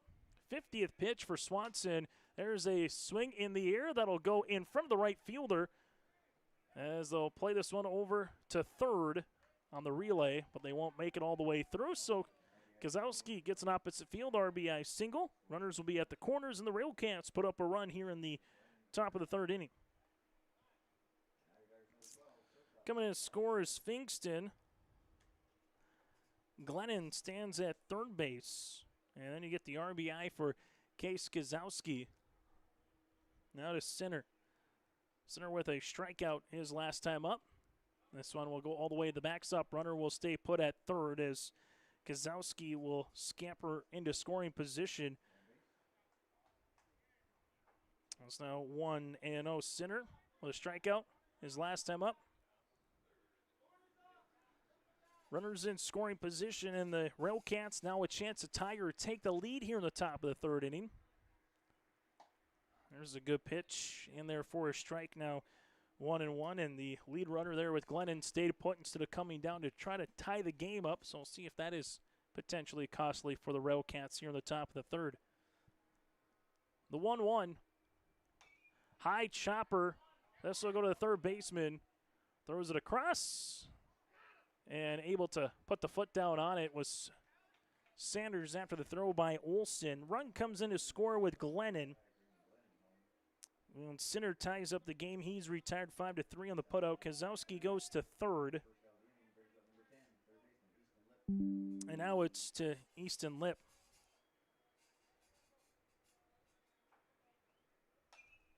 First pitch swinging, popped up. We'll see where this goes. And it goes to the pitcher. As Swanson able to make the play with Lip. And there's 2 down.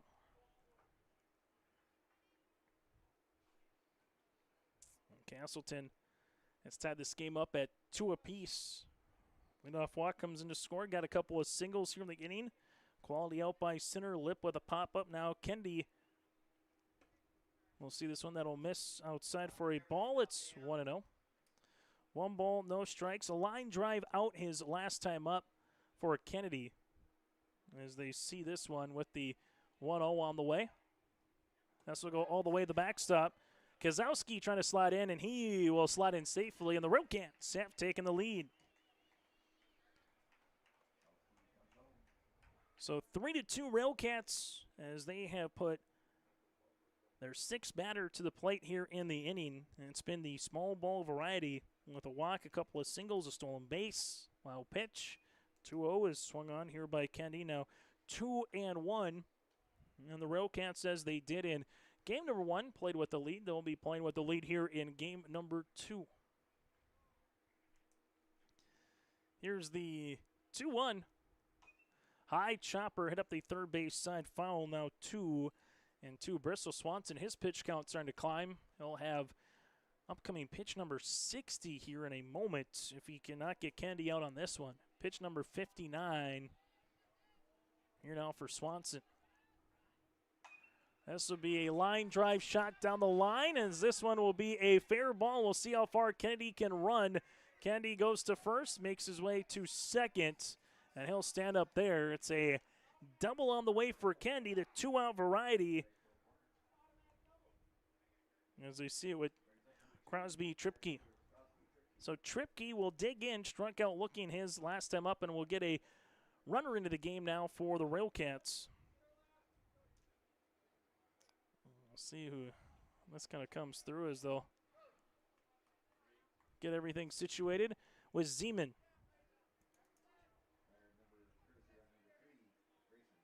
So Zeman will come on and courtesy run at second base for the catcher here with Kennedy. This one gets by Kittleson, and making his way to third base will be Zeman now. As Tripke works ahead in the count at 1-0. Bristol Swanson, he had about 36 pitches or so coming into this inning, and he has thrown now 20 plus. The pitch, swing and a miss. It's now 1-1. Anderson due up next. If Tripke can find a way to reach first base. The 1-1 will be called a strike. It's 1-2. Bottom of the third inning for the Vikings. You'll have their 2, 3, and 4 batters with Olschlager, Westby, and Kittleson coming up here for Kindred. The 1-2. Did he go through the zone? He offered. Yes, he did. And Tripke is going to be called out on the strikeout to retire this side. But 3 runs come across on 3 hits. There were no errors and do have 1 runner left on base. New score through 2.5 today on here in Kindred. It's the Railcats 3, the Vikings 2 coming to the plate. Halstead Telephone Company delivers fast broadband internet, telephone, and cable TV to residents in this region, including Halstead, Shelley, Neilsville, Climax, Fisher, Bigland, Gentilly in Minnesota, and Hillsborough, Caledonia, Gardner, and Argusville, North Dakota. Serving the area residents since 1904, Halstead Telephone continues to create a bright future for this region using 100% fiber optic technology. Service plans offer flexibility and choices, and there's local support personnel ready to help. Contact Halstead Telephone Company today.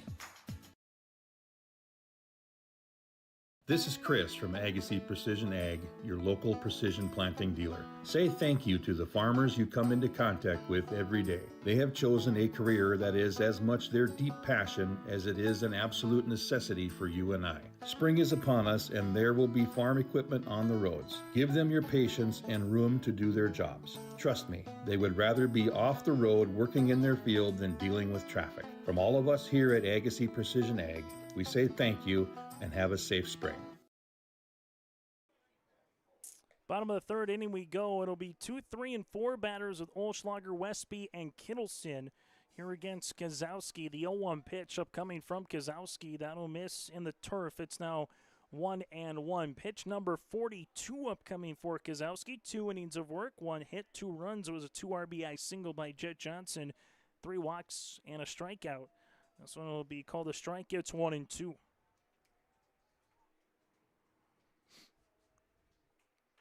Here's the 1-2 pitch. Swing and a miss, and Kozowski gets the punch out, his second strikeout, and there's 1 down. This goes to Beckett Westby. Westby with a ground out his last time up for Kindred. And for the Railcats, question starts to become a little bit here. Can you put a 0 on this board here in the inning, as Westby wants to change that with a up the middle line drive single? As Westby gets aboard here with 1 down in the inning. I was going to say, if you're the Railcats, can get out of this inning without giving up a run, all of a sudden start to keep that momentum going with you heading to the top of the 4th. Well, for the Vikings, they get one here in the 3rd. At least a runner on now with Cam Kittleson. This one almost goes to the backstop. Westby stays put and goes back to first base. It gets by the first baseman on the throw. So now Westby going to make his way to second base. Here comes Broden. Broden with the relay throw. And that's not going to be in time as it makes its way to Morgan. So going to be a throwing error on Kennedy. As Kennedy had to climb out of his crouch position to try to get to the ball. He did. And kind of freezing midway through was Westby, came back, and it got by Morgan and easily gets to third. That's what we call the strike. It's 1-1. Infield will come in, especially at the corner spot. 1 ball, 1 strike with Kittleson looking to see if he can tie this game up now for the Vikings. 1-1. And Kittleson will indeed tie this one up as that one splits the gap. Kittleson rounds first. He'll make it his way to second. The center fielder, Tripke, will bring this one in quickly. It's a RBI double, and we're knotted at 3 apiece here in the bottom of the 3rd inning.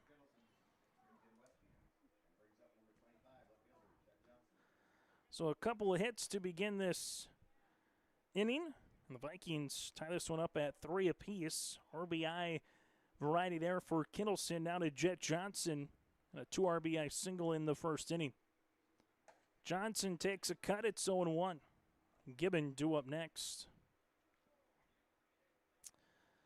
Well, for the Railcats, they put up 3 runs in the inning, answered by at least with 1 run so far here for Kindred. As you'll see it now, 0-2. No balls, 2 strikes with 1 down, and Cam Kittleson at second base. Here's the pitch. As this will be hit on the ground, the backhanded play by the shortstop. Throws it across off the glove, center to Morgan. It goes off of Morgan's glove, so coming in here will be Kittleson to score. That'll be an error by the first baseman. So Westby comes in, or excuse me, Kittleson comes in to score. Johnson will make his way on a E3. Hit the glove of the first baseman, just went right off his mitts. Unfortunate there because Center made a nice play. As you see this, now with a lead runner here at first base for the Vikings. As Johnson comes back, Kindred with 2 runs across so far in the bottom of the 3rd inning. They lead by 1, 4-3 here with Breyer coming up 0-for-1 with a pop-out. They're working the count to 2-2 his last time up. So we're running at the hands, it's 1-0. 5th batter of the inning for the Vikings. And this Kozowski will see his 52nd pitch upcoming. This will be called a strike. It's 1-1.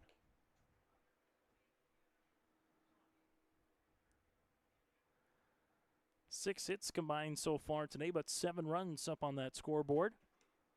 1-1 pitch going to be called a strike now. It's 1-2. Well, for Kindred, we've been able to answer here when the Railcats have put a run up on the board. Able to see that in the first game. Now able to see it again here in game 2. Runners in a break. And this is going to be a out. So caught stealing after Sinner was able to block second base. And Jet Johnson is retired. It'll be 2 balls and 2 strikes here to Gibbon. Good throw by Kennedy over to the second base. And stepping off now will be Kozowski as he takes a look back at his middle infield, make sure everyone's good. Here's 2-2. Work up out of the zone now, 3-2.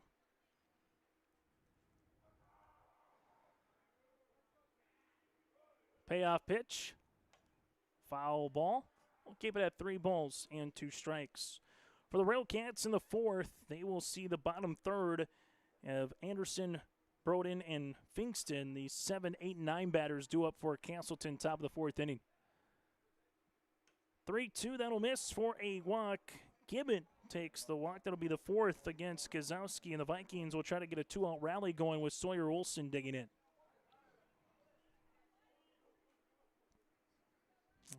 As Gibbon will take his base at first. Couple of walks, 3 of them in the first inning. It was a 3-up, 3-down second. Kozowski at one point retired 6 straight batters in this game, but still the Vikings do have that 1-run lead as it stands right now. Sawyer Olson flew out to the right fielder Broden his last time up. As this gets by the catcher, Gibbon will stand in. This will be now 2-0.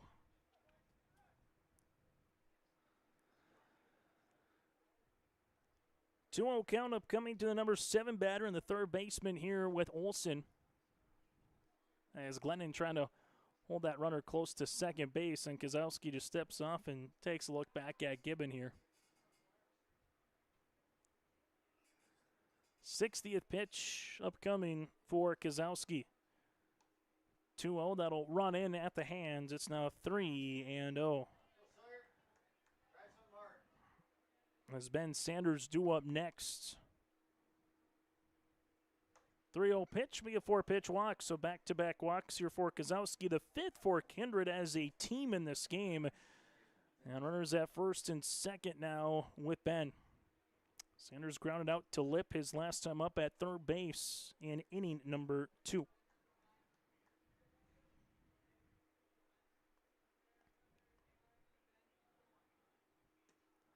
Breaking ball will go into the right-handed batter's box. It's now 1-0. As Kozowski looking to find the zone after a couple of walks here. If you're Ben, you're going to force him to have a strike. You're looking at one particular area to barrel one up. If it's not there, take the pitch. Well, there it was. Fouled it off the netting. It's 1-1. So 1 ball and 1 strike with 2 down here in inning number 3. Game that got underway nearly 50 minutes ago. As this one works up and out of the zone, now 2-1. Runner at second is Gibbon, Olsen at first. That's Kozowski with the pitch. That'll miss for a ball, now 3-1.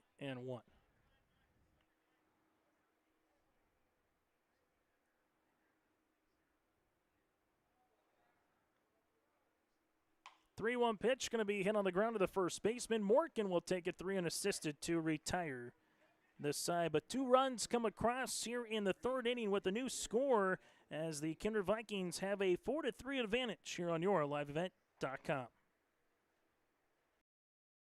Farming today doesn't always feel the same way it used to. Then again, some of it feels all the same. Maybe it isn't so much the jobs that changed, but how they get done. Now that's a different story. Everything got bigger and smaller at the same time. Insurance, accounting, and taxes can get complicated, so you need someone who's looking to keep every dollar possible in your pocket. Ag Country. Buying, selling, or leasing commercial real estate or farmland in the Fargo-Moorhead and surrounding area? From office to retail, industrial to multifamily, commercial land to farmland. As the #1 commercial, sales, and leasing brokerage in the FM region, Goldmark Commercial has the experience and skills to handle all of your commercial real estate and farmland needs with the highest levels of customer service and marketing around. Trust the experts at Goldmark Commercial Real Estate to lead your team to success.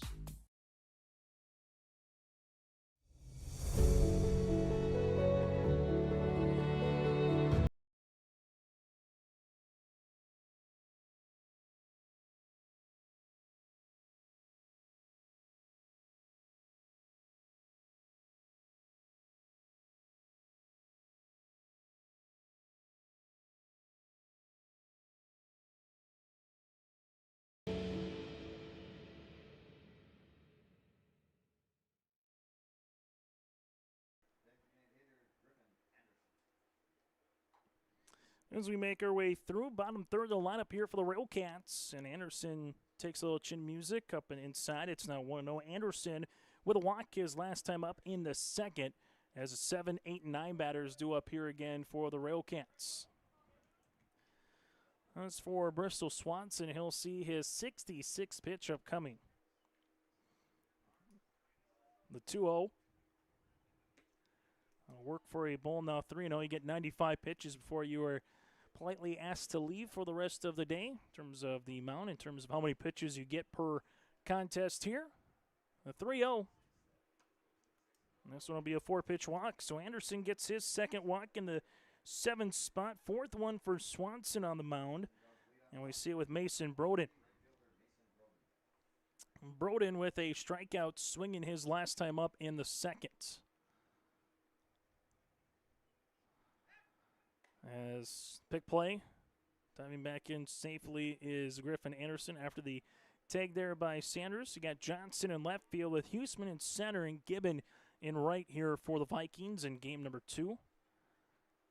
Swanson sees this. One hop the catcher, Kittleson, part of the battery there. Nice play by Kittleson behind the plate. Olsen at third base with Westby at short. Olschlager stands at second, and again, Sanders at first. Swanson with the 1-0. We call the strike now 1-1. Brody Fingston due up next, and back to top of the lineup here for the Railcats. A game that once it hit the 3rd inning came to a halt. First 2 innings had a nice pace to it. Then all of a sudden the 3rd kind of came. A lot of runners on for both teams. Throw. Is it going to be in time with the tag? Not in time.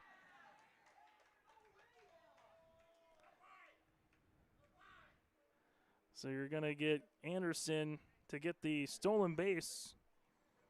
It'll be now 1-2. They'll say that Olschlager was unable to apply the tag before Anderson got that foot on the bag.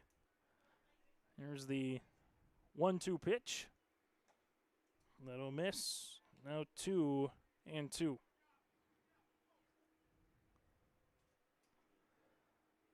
Swanson from the stretch. Just off the zone. It's 3-2. Close one there for Swanson against Mason Broden. Broden looking to see if he can earn a walk or possibly drive in the tying run here. And this one will be a strike. That'll be strike 3 and the retire of Broden. So that'll be the 5th for Swanson. 1 down. Top of the 4th inning as we see it with Brody Finkston. Finkston able to reach base his last time up.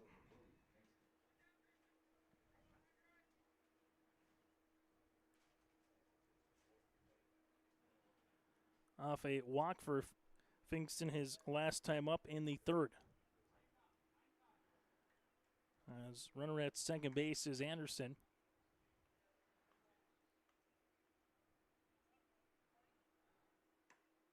Taking a strike, gets 0-1.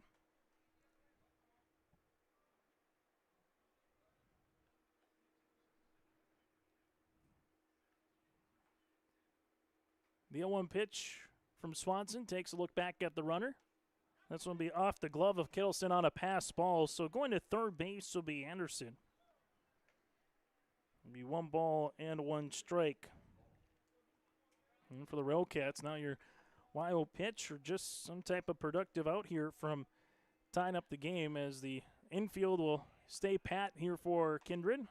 As this one is popped up foul over the third base dugout. It's now 1-2.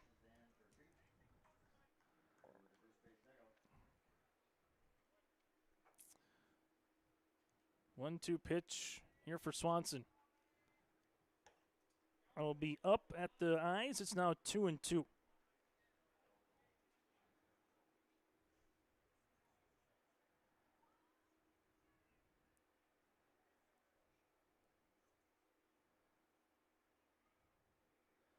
Two-two pitch on the way here for Bristol.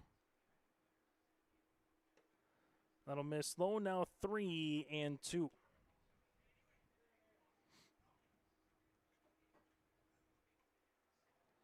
Swanson trying to get the punch out here of Finkston. And this one will instead be another walk for the number 9 batter. So Brody does a good job working the count full back-to-back at-bats. 5th walk here for Swanson that he's given up. Runners at the corners, and the Railcats here threatening again in the 4th with a leadoff batter with Jack Glennon. A single with a run scored and a stolen base so far here for the Railcats. This will be the 80th pitch upcoming for Swanson. While for Kozowski, he has thrown 66 here this Thursday afternoon. This will be a strike. The throw's going to come down. It's going to get by the second baseman, and the run will come in and score. So Griffin Anderson comes in. Finkston will get the stolen base. As it's now 0-1. And for Casselton, they will tie this game up at 4 apiece. Stopped by Olschlager, and then Westby was fortunate to at least get a glove on it to not allow it to get to center field. Then Glennon takes a ball. It's 1-1.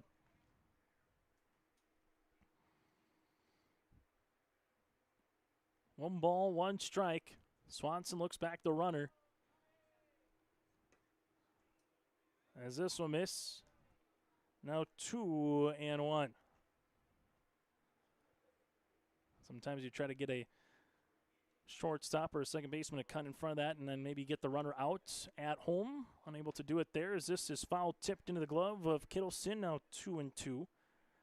Also, every now and then you might see it where you throw it right to the pitcher and try to get that run down at third, but got runners at the corners and to force the defense to make a play. Speaking of making a play, this one gets by the glove of the shortstop and into left field. Good opposite field base hit here for Jack Glennon.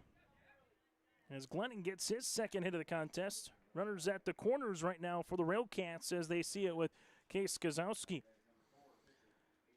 Kozlowski has reached base twice, once with a walk in the first, a single with a run scored, and a run driven in the third. Railcats looking to retake the lead here in the top of the fourth inning. Tied at 4 apiece. As this will miss, runners will stay put. It's 1-0. Now all of a sudden you start coming up with Swanson. How many pitches do you have left is currently 10 right now, but then the question is how many more batters do you have left with those 10 pitches? The 1-0. As this gets all the way into center field, the runner's going to make his way and slide in safely. And now Glennon's going to try to get to third base here, and he will be standing up. So it got by Olschlager and Westby, and once that happened, Finkston easily was able to come in and score. Glennon goes from first to third, and now the Railcats have a 5-4 advantage with a quick time and a meeting on the mound. We'll take a break with them on yourlivevent.com. For trusted news, weather, and sports from your community, look to R&J Broadcasting Incorporated. KRJB, KRJM, and KKCQ Radio, and rjbroadcasting.com. Hear local voices from local radio with news and information from the area. Your information stations, KRJB, KRJM, and KKCQ Radio, and rjbroadcasting.com. Local voices from local radio. Back to Babe Ruth baseball today here on yourlivevent.com as the Railcats have regained the advantage here by 1 with the lead. Is this right now for the Railcats? I'm going to see if they can add on to another run here and possibly get up by 2. Good strike here to Case Kozlowski. 1 ball and 2 strikes. Swanson with the pitch. Oh, miss. Swanson, excuse me.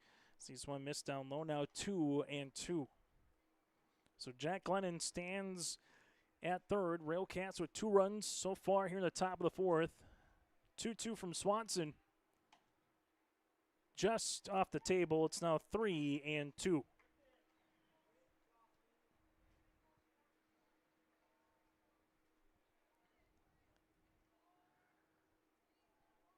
A 3-2.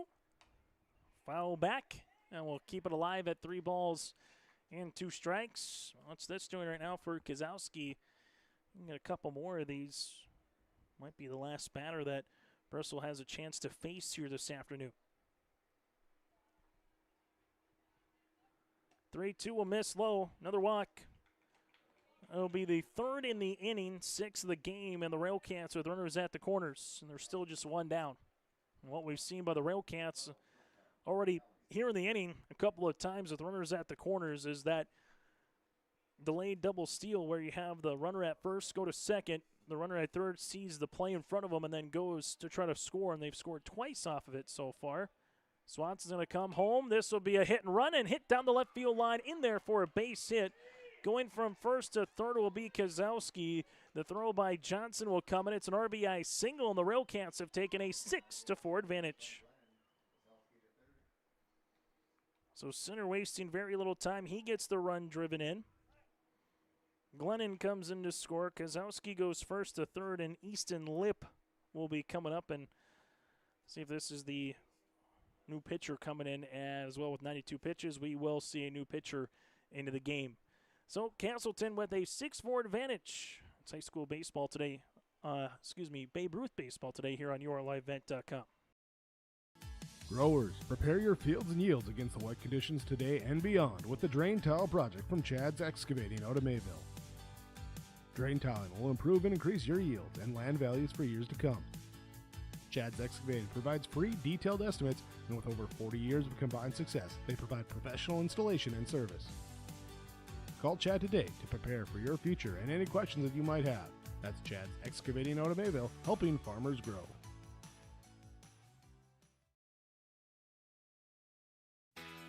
Keep your car moving along with the team at Elite Automotive Center in Fargo. What sets Elite Automotive Center apart from the herd is their truly extensive list of services. From brake and tire service to tune-ups and battery replacement, there's no job too big or small for their ASE certified technicians. Schedule your next oil change by going to EliteAutomotiveCenter.com or scan the QR code on your screen now.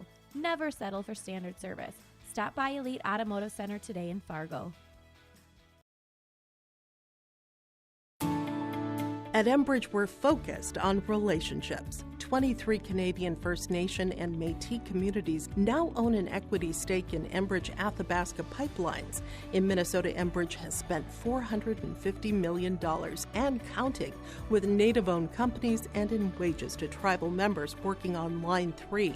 Every day brings new collaborations, partnerships, and possibilities. Learn more at Enbridge.com.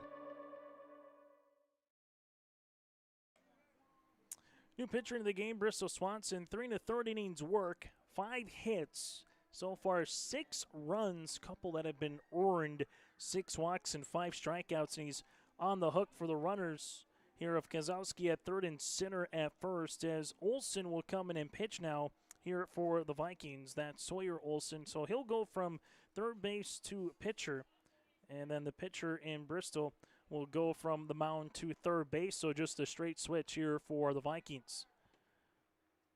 Throw's going to be down, go all the way to the shortstop, and it's going to be center that gets into scoring position right now.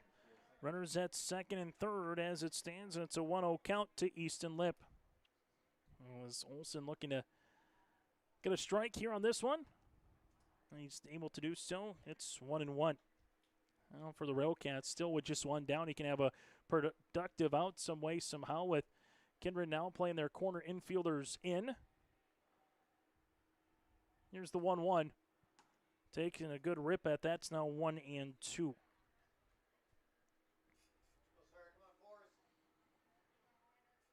So 1 ball, 2 strikes with 1 down. The pitch. Gonna miss now, 2-2. Candy due up next. First batter here for Olsen in relief of Swanson. Easton Lip with a strikeout and a pop-out, looking to put one in the outfield, and this is going to be popped up and reach its way out of play. 4 hitting the press box. Here now 2-2 in a game that's officially an hour old, an hour and 5 minutes here for game number 2. 2-2 pitch. Going to be hit.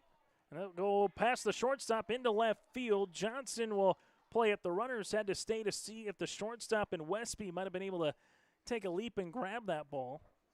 And it's an RBI single here for the Railcats as they've taken a 7-4 advantage. Kozowski comes in to score his second run. Easton Lip gets a base hit. Center will go to third.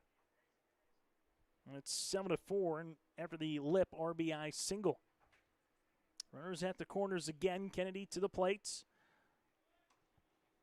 Throw by Kittleson will be cut up by the second baseman as Lip will take second base. It'll be 1-0 here to Kennedy. Kennedy with a line drive out to the first baseman in Sanders in the second, and then Kennedy with a double his last time up takes a strike, gets 1-1. Also for the Railcats, this is their 8th batter in the inning. Those corner infielders again are in for the Vikings. The 1-1. It's now 1-2. Bottom of the 4th inning for Kindred. It'll be 9-1 and 2 batters with Huseman, Swanson, and Olschlager due up for Kindred. 1-2 pitch. Going to be hit on the ground. Olsen takes a look at the runner that's breaking for home. Olsen going to take him back to third base. Here's the throw, and they apply the tag. They get one there. A chance to get a second as the trail runner was in a little bit of a pickle. Here's the throw, and Olsen going to apply the tag. They get out of the double play. Olsen had it, able to go back to Swanson, apply the tag, eventually to Olschlager, and gave it back one more time to Swanson, to Westby, back to Olsen. They get the twin killing. So another double play here that gets the Railcats out of the side, but they score 4 runs in the inning after a couple of walks and 3 hits. There were a couple of errors and a runner left on base. As we make our way to the bottom of the 4th inning, new score, Railcats 7, Kindred 4. Express Lane Marathon in Kindred is your neighborhood convenience store where convenience meets quality, whether you're fueling up with Marathon's top-tier fuel or grabbing a quick snack. Express Lane has you covered. From hot stuff pizza, smash hit subs, premium soft serve ice cream, gas, diesel, and propane exchange. Make sure to use your Marathon app and get 7 cents back per gallon all summer long. Now offering premium 91 non-ethanol fuel. Express Lane is your friendly and locally owned convenience store. Make your stop before or after the game at the Knickerbocker in Hickson, North Dakota. Stop out throughout the week for mouth-watering lunch specials weekdays and mark Friday nights down on the calendar for prime rib, ribeye steak, or some walleye at the Knickerbocker. For more information or to find out about daily specials, give the Knickerbocker a like on Facebook by searching the Knickerbocker. Great food and good people. You can find it all at the Knickerbocker in Hickson, North Dakota. Homegrown local radio is now worldwide with 24-hour streaming. Download the RJ Radio app to hear local voices from local radio with KRJB, KRJM, and KKCQ 24 hours a day from anywhere. You can listen to your favorite programs like the RJ Family Morning Show, local news, farm markets, music, high school sports, church services, more from anywhere. KRJB, KRJM, and 96.7 KKCQ is streaming on the RJ Radio app. Download it to your device and take us with you wherever you go. As we come back here, Huseman will get hit by a pitch to open up the bottom of the 4th inning. Kozowski has given up 4 walks, make that 5 walks, now a hit by a pitch so far through 3 innings of work. Now be to Bristol Swanson. And back to the top lineup here for Kindred. Pitch number 69 upcoming for Kozowski. And just like Swanson, a lot of pitches early in this game. They're just going to balloon the pitch count up a little bit as this one misses outside for a ball. So for Kozowski, you have about 26 pitches to work with right now before he will be asked to step off the mound. Fingston's going to make his way. Here's a throw by Kennedy. Not in time. Center was there. Looked to apply the tag, and getting around that tag was Huseman. It's now 2-0 to Swanson. Get the stolen base for Huseman. 2 balls and no strikes. A leadoff batter. As this will be called a strike now, 2-1, pulling the string. As they see this for Kozowski. This will be called a strike now, 2-2.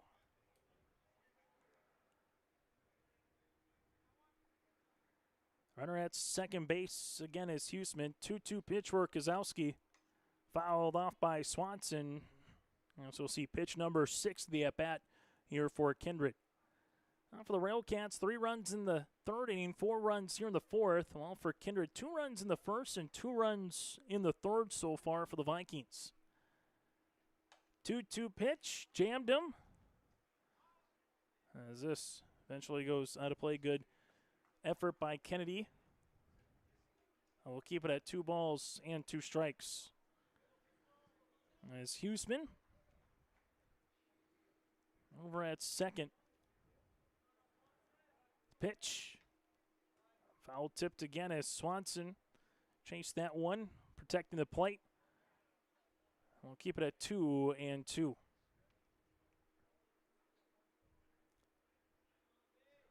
As you have Glennon trying to keep the runner in Huseman close, and they will get back safely. Fingston in left field with Trepke in center. Broden stands in right here for the Railcats.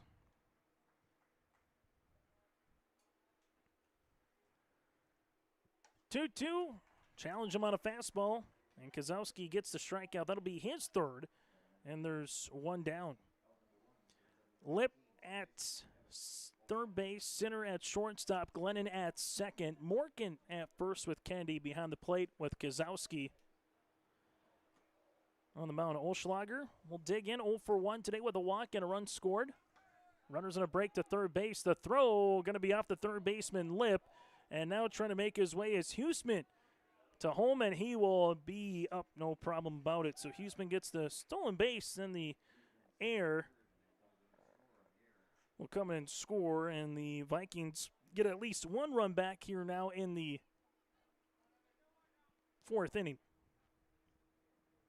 So a couple stolen bases there by Huseman. He also comes in for that 4th run of the game.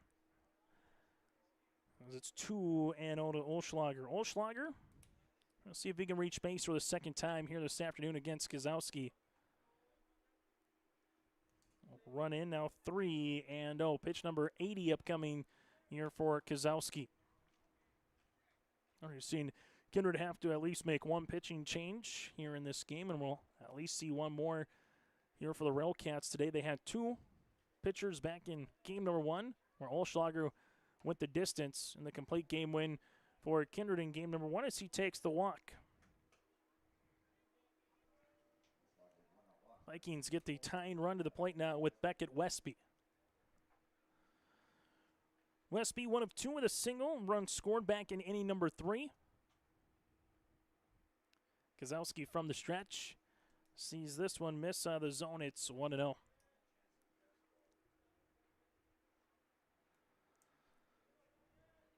As Kozowski starting to wind down the number of pitches and also the number of batters that he's able to possibly see. Here is this one has popped up. Looks to be in play for Kennedy, but Kennedy can't quite get there. As you had Morgan and Kennedy working their way through the first base line. Morgan put the brakes on as Kennedy went to go make a sliding attempt. Just couldn't get to that foul ball and staying alive. Here is Beckett Westby. 1 ball and 1 strike to the number 3 batter here in the Vikings lineup. Swing and a miss. It's 1-2.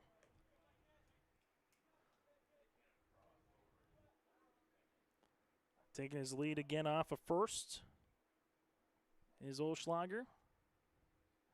He will stay put. The 1-2 pitch, and Westby going to be a strikeout here. That'll be the second of the inning for Kozowski, his 4th of the game, and there's 2 down as it goes to Cam Kittleson. Kittleson with an opposite field double in the left center his last time up. That plated Westby. He's been able to reach base twice to the walk back in the first. Kittleson takes a cut at that, now 0-1. Olschlager takes his lead, being held on by Morgan, as Kozowski doesn't pay him any attention right now with 2 outs. This one will miss. It's 1-1.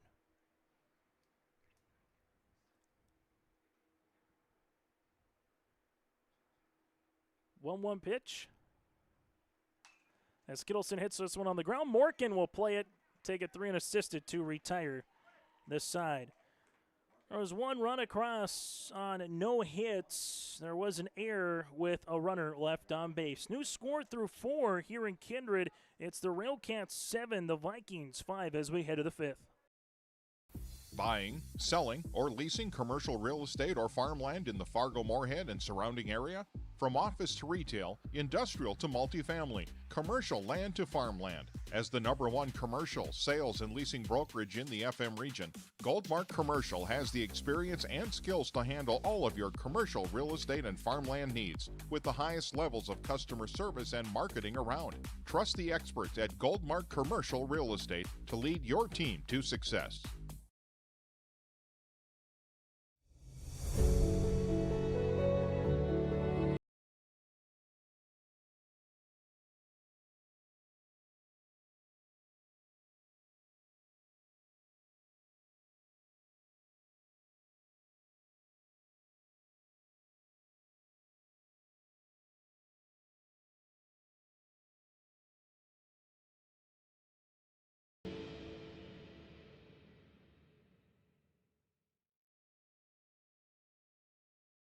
Welcome to the 130th Annual Norman County Fair, June 24th through 27th, Ada, Minnesota. FFA Day. New this year, Jindo Bingo, the Big Air ATV show in the R&J Broadcasting Grandstand. Plus free music, basketball challenge, Check 6 Veterans Day, Youth Day, Senior Day, racing, the Mooncats, lumberjack shows, and so much more. For the full schedule, visit NormanCountyFair.com. Norman County Fair, Ada, Minnesota, June 24th through 27th. It's where summer begins, the fun never ends.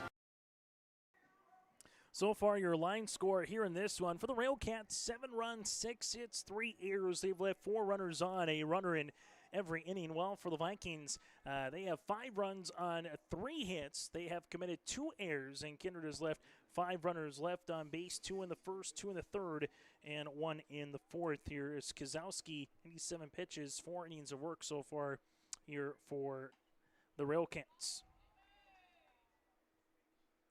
As Olsen on for his second inning. So far, 2/3 of an inning, so try to complete at least one in relief. Got the double play to get out of that fourth. 1 ball and 1 strike here to Tripke. Tripke, Anderson, and Broden, 6, 7, 8 batters due up here for the Railcats. This will be called a strike. It's 1 and 2. Now for the Railcats, they've been able to take advantage of some walks, some timely hitting here in this one, and put the pressure on when they've got runners on. They've looking to grab that extra 90 feet, particularly when they've had runners at first and third where they scored a couple of runs on a delayed steal and one that got thrown by the catcher back up the middle of center field on an error. And so far, those 2 runs are kind of the difference right now here in the top of the 5th inning. Olsen from the stretch. This will just be out of the zone now, 3 and 2. Tripke looking to reach base for the first time here in game number 2. A strikeout looking and a strikeout swinging here for Tripke. Payoff pitch. And Olsen will have another 3-2 count upcoming. Make your way through. Got a week left of the regular season for Babe Ruth coming up next week before postseason play begins. 3-2 pitch. Going to be a soft little bloop and past the second baseman into right field. Coming in will be Tripke as he gets a base hit. And for the Railcats, a runner on to open up the top of the 5th inning. Situational baseball now kind of comes in a little bit more as you make your way through the 5th on trying to get an extra run when you can, take the extra 90 feet. As Anderson has reached base twice with a pair of walks and a run scored. That run scored is back in the 4th as pick play. Not going to be in time as Tripke, the center fielder, able to get back safely. Olsen on the mound. Runners on a break. Here's a throw by Kittleson. And they'll call him out, so Tripke is retired. Olschlager applies the tag on the slide of Tripke, so caught stealing as there's 1 down. As Griffin Anderson sees a 1-0 count upcoming.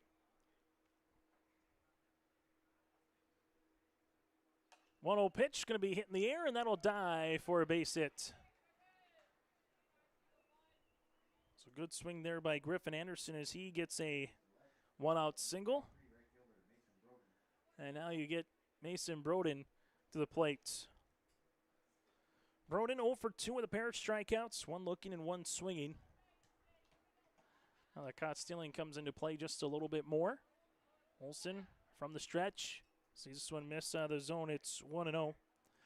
Fingston then back to the top of the lineup with Glennon here for the Railcats. Still to come post-game show. Halstead Telephone Company post-game connection. Enbridge player of the game, that and more. Here's the 1-0. That'll work out of the zone now, 2-0. 2 balls, no strikes, 1 down here, top of the 5th inning in a District 7 counter. 2-0, that'll miss. Now 3-0. This has been the Achilles heel for both teams. Got 6 walks and a hit by pitch for Kozowski on the mound, and so far 6 walks by Swanson, and now make it 7 with the addition of Olsen with the walk. Just a lot of free passes from the pitching staffs here in game number 2. Runners at first and second, now to Fingston. And with 1 down here, we'll see what the Railcats want to do with your number 9 batter, who's been able to be very productive, a table sitter, if you will. Reached base twice on a pair of walks and a couple of runs scored here at that number 9 hole. Olsen with his 24th pitch in relief. This will run in for a ball. It's 1-0. And for the Railcats, just as we've seen from the Kindred perspective, if you don't see anything really being across the zone consistently, make them have to earn a strike, and there's one across. It's now 1-1.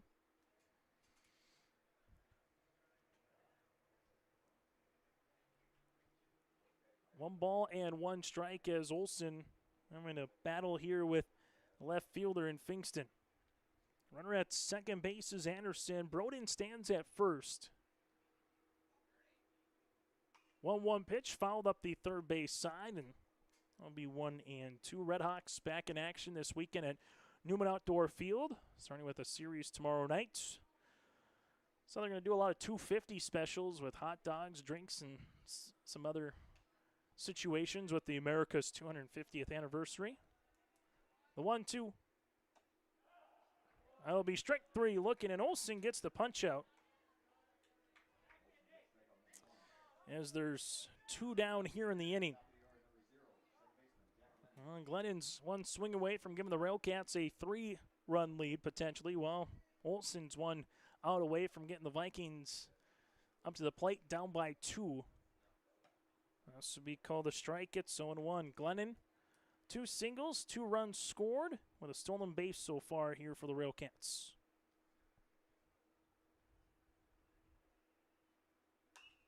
As this would be hit up the middle. Able to play this one shortstop. Not in time. It's an infield single.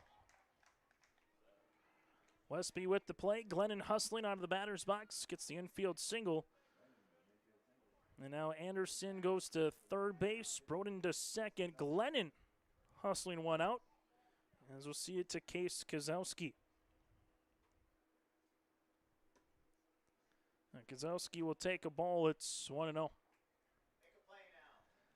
So 1 ball, no strikes, 2 down here. Bases full of Railcats and nowhere to put Kozowski. Kozowski swings in right to the third baseman to retire the side. A line drive out to Swanson to finish the side. There were no runs across on 3 hits, no errors with 3 runners left on base. We make our way to the bottom of the 5th inning. It's 7-5 Railcats. The World of Outlaws late models are coming to Norman County Raceway on June 30th, 2026. Infield seating, your chance to meet your favorite National Touring Series drivers, and much, much more. Tickets are available now at ncraceway.com. Order yours today, and we'll see you June 30th, 2026.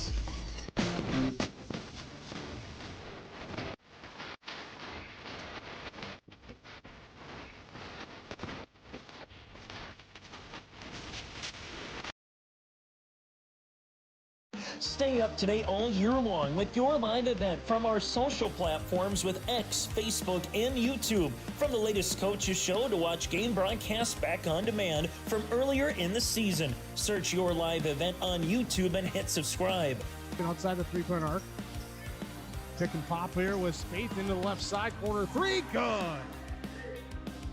For the complete and most up-to-date schedule throughout the year, head to our website at yourliveevent.com. Keep your car moving along with the team at Elite Automotive Center in Fargo. What sets Elite Automotive Center apart from the herd is their truly extensive list of services. From brake and tire service to tune-ups and battery replacement, there's no job too big or small for their ASE certified technicians. Schedule your next oil change by going to EliteAutomotiveCenter.com or scan the QR code on your screen now. Never settle for standard service. Stop by Elite Automotive Center today in Fargo. As we make our way to the bottom of the 5th inning here on yourliveevent.com, Chase Miller with you. Game number 1 went to Kindred by a final of 10-3. Game number 2, though, right now, the Railcats up by 2, and this will be the last handful of pitches for Kozowski, as he will go up against Johnson, Gibbon, and Olsen, 5, 6, and 7 batters here in the bottom of the 5th, as Kozowski will see his 89th pitch upcoming. Johnson sees it for a ball now, 2-0. 4 innings of work so far for Kozowski. The 2-0 pitch will be hit on the ground. A couple of hopper that goes to the shortstop. Good throw across by Sinner. 6-3. There's 1 down in the bottom of the 5th inning. So good play by Sinner, especially after that second hop. Sometimes can be an intriguing one. Short, big. It kind of gets to the glove eventually. Gibbon 0 for 1 with a walk back in the 3rd. 91st pitch upcoming for Kozowski, so something he needed a quick kind of an at-bat from Johnson. Got it there. And gets ahead here on Gibbon. It's 0-1.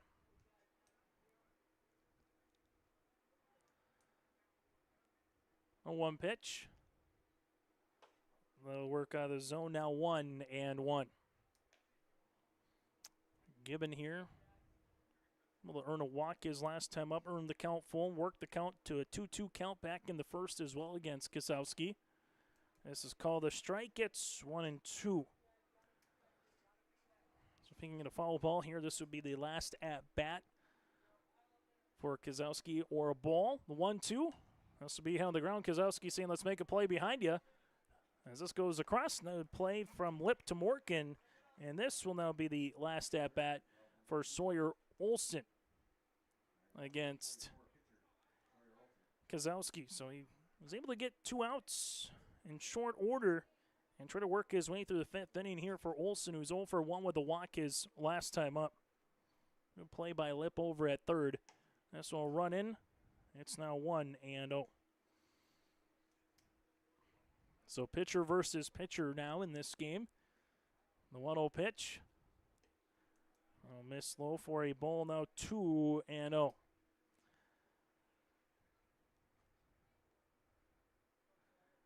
Kasowski with a 2-0 count. That'll work for a ball now. 3-0.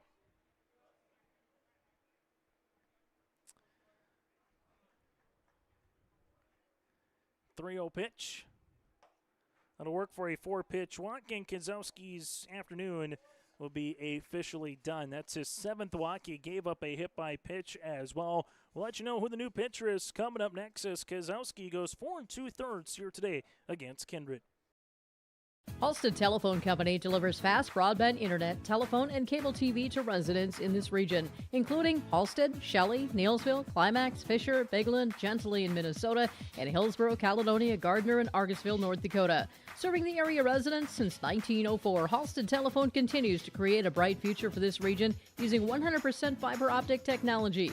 Service plans offer flexibility and choices, and there's local support personnel ready to help.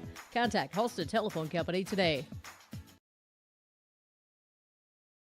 This is Chris from Agassiz Precision Ag, your local precision planting dealer. Say thank you to the farmers you come into contact with every day. They have chosen a career that is as much their deep passion as it is an absolute necessity for you and I. Spring is upon us and there will be farm equipment on the roads. Give them your patience and room to do their jobs. Trust me, they would rather be off the road working in their field than dealing with traffic. From all of us here at Agassiz Precision Ag, we say thank you and have a safe spring. Farming today doesn't always feel the same way it used to. Then again, some of it feels all the same. Maybe it isn't so much the jobs that changed, but how they get done. Now that's a different story. Everything got bigger and smaller at the same time. Insurance, accounting, and taxes can get complicated, so you need someone who's looking to keep every dollar possible in your pocket.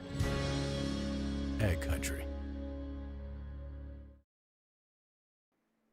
As we come back here, we'll have a courtesy runner as Jordheim will come on and run here for the pitcher, Olson at first base. Well, on the opposite side, you'll have Glennon making his way to the mound. Kasowski will go over to shortstop, and then you'll have Sinner from shortstop to second base here for your defensive changes. Kasowski 4 2/3, 3 hits against, 5 runs on the hook for Jordheim. You have 7 walks with a hit by pitch and 4 strikeouts. Glennon's second time we've seen him this afternoon as he came on in the first game, went 2 1/3 in relief, 2 hits, a run that was earned, no walks, and 3 strikeouts. And Jordheim going to try to slide into second base, able to do so. This will be 0-1 on the way here to Ben. So Sanders 0 for 2 today with a ground out. The third baseman and a ground out to the first baseman here. Stands as a tying run right now as they go with the daylight play. Kasowski will make his way to the third baseman, Lip. Lip trying to get Jordheim as he pops it back, and they get the out. So they got the daylight play, so that goes 6-5-3 with Morgan, the first baseman, coming across and applying the tag, and Jordheim is retired 6-5-3 on the putout. So that'll retire the Vikings here in the 5th. Nice defensive play by the Railcats to get out of the inning. There are no runs across, no hits, no errors, and nobody left on base. 5 complete here from Viking Varsity Diamond and Kindred. It's 7-5 Railcats as we head to the top of the 6th. Buying, selling, or leasing commercial real estate or farmland in the Fargo-Moorhead and surrounding area? From office to retail, industrial to multifamily, commercial land to farmland. As the #1 commercial, sales, and leasing brokerage in the FM region, Goldmark Commercial has the experience and skills to handle all of your commercial real estate and farmland needs with the highest levels of customer service and marketing around. Trust the experts at Goldmark Commercial Real Estate to lead your team to success.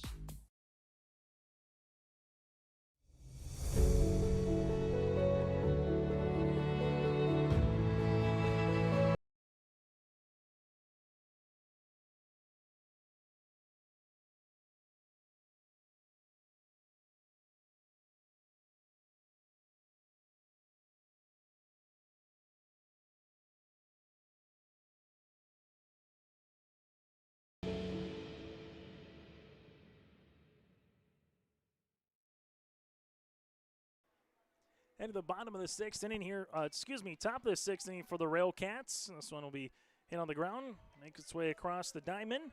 Good play by Swanson to Saunders on the play. Center is retired quickly as there's one down here in the top of the 6th inning. So nice play again by Swanson over at third. Center is retired as it goes to Easton Lip. Lip 1 of 3 with a single, a run driven in, and a stolen base his last time up in the 4th. This one goes all the way to the backstop. It's 1-0. Now for the Railcats, can they stretch out the lead a little bit here in the 6th? Well, for the Vikings, and Olsen on the mound looking for another 0 as you're able to do so in the 5th, but see if you could plate a run across. Then when you get up to the plate in the 6th at least. As the 2-0 pitch will be upcoming to the cleanup batter here with Lip. 2-0, that'll miss. It's now 3-0. Olsen, 36 pitches so far. In 2 innings of work. 3-0's called a strike. It's now 3-1.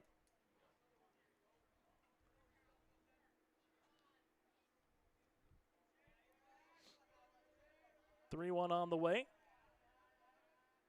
This one is fisted foul, and it's now 3-2.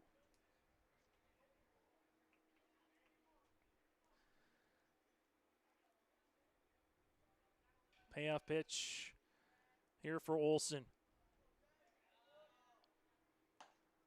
That'll be a walk, and for the Railcats, it'll be their 8th of the game that they've taken a walk either from Swanson or Olsen. The second by Olsen, and now it goes to Caden Kennedy.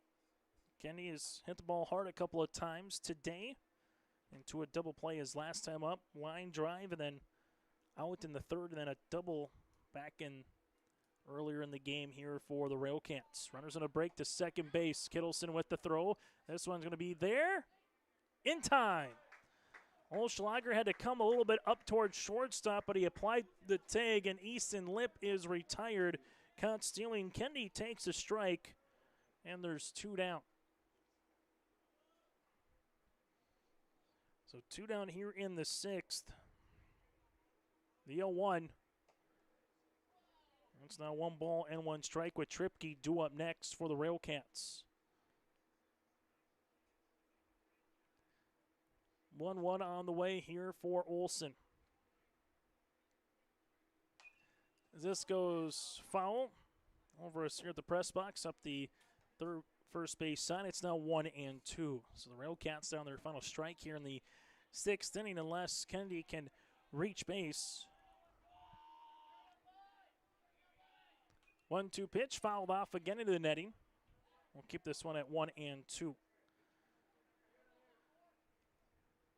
Babe Ruth baseball today. The 14U team from Casselton going up against the Kindred Vikings. 1-2. That'll miss now 2-2. 325 down the line and left. 348 to center and short porch to right at 302. This one going to be fouled again, just a little bit late for Kendi, and we'll keep it at 2 balls and 2 strikes. Pitch number 44 upcoming here for Olson. In relief. Swing and a miss, and that'll retire the side. No runs, no hits, no errors, and nobody left on base. Olson with his second strikeout as we head to the bottom of the 6th inning. Railcats up by 2. For trusted news, weather, and sports from your community, look to R&J Broadcasting Incorporated. KRJB, KRJM, and KKCQ Radio, and rjbroadcasting.com. Hear local voices from local radio with news and information from the area. Your information stations, KRJB, KRJM, and KKCQ Radio, and rjbroadcasting.com. Local voices from local radio.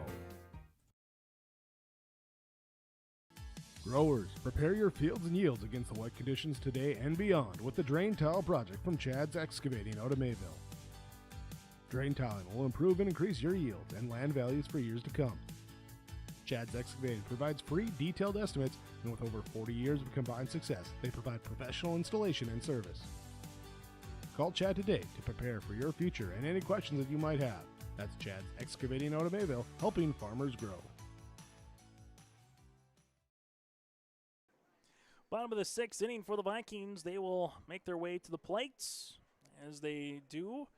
Going up against Glennon, again in relief. Just one pitch and able to then eventually get Jordheim out at second base after the daylight play after throwing a strike to Ben. So Sanders will lead off the 6th inning. It will be 8, 9, and 1 batters here for the Vikings against the Railcats in the bottom of the 6th. Score 2 runs. Tie this one up. If you score 3, you can try to win it. Then in the top of the 7th, after a barrage of runs between the 3rd and the 4th inning where they combined to score 10, 7 of the 10 being scored by the Railcats. We've had a couple of zeros on the board since then. Glennon looking to keep that streak of going. First pitch swinging. Good swing right up the middle. As Saunders going to make his way through and nearly was going to come up and try to round the base, and Tripke threw a bullet to Morgan. So Saunders gets a base hit, first hit against Glennon in relief, and the Vikings get the tying run to the plate. And the number 9 hole now with Huseman. As Huseman will dig in here as Glennon takes a look at the runner. Looking to bunt. This one goes up the third base side. Good bunt. The third baseman will bobble it. Perfectly executed bunt by Huseman.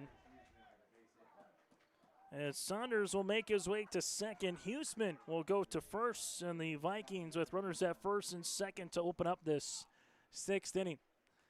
Not sure even if Flip does make a play on it and fields it cleanly if you get Huseman out at first base regardless. That was just that good of a bunt, as now the catcher and Kendi going to talk it over here with Glennon as they go back to the top of the lineup with Bristol Swanson.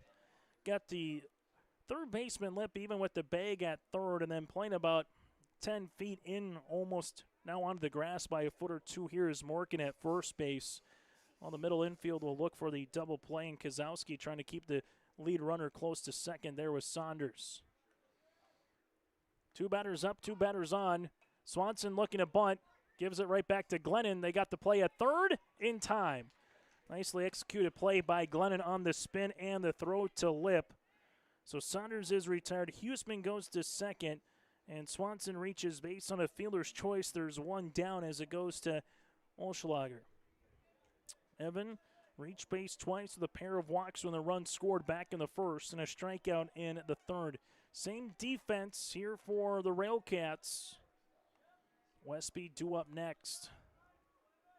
The pitch.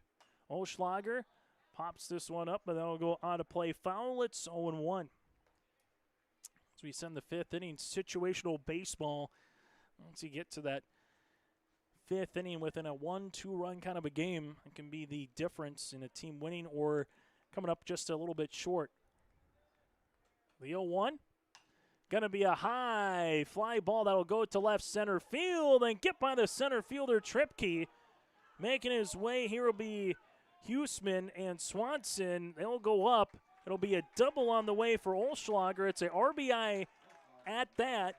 And for the Vikings, it will be a 7-6 contest. So good piece of swinging by Olschlager as the runners, both for Huseman and Swanson, had to see if Tripke was going to make that play as he went a long way and almost made the catch. So Huseman comes in to score. His second run of the game, Swanson goes to third, and Olschlager gets the double and the run driven in. Runners in scoring position. Railcats will come in defensively to try to take the out at home. Now it goes to Westby. First pitch swinging. Fouls this one back. It's 0-1. Tying run 90 feet away. The winning run $180 away. And Westby, 1 of 3 with a single and a run scored here this afternoon. Well, for Glennon, takes a look back at the runner. The 0-1. Missing low. Now 1-1. After Westby, you got Cam Kittleson due up next.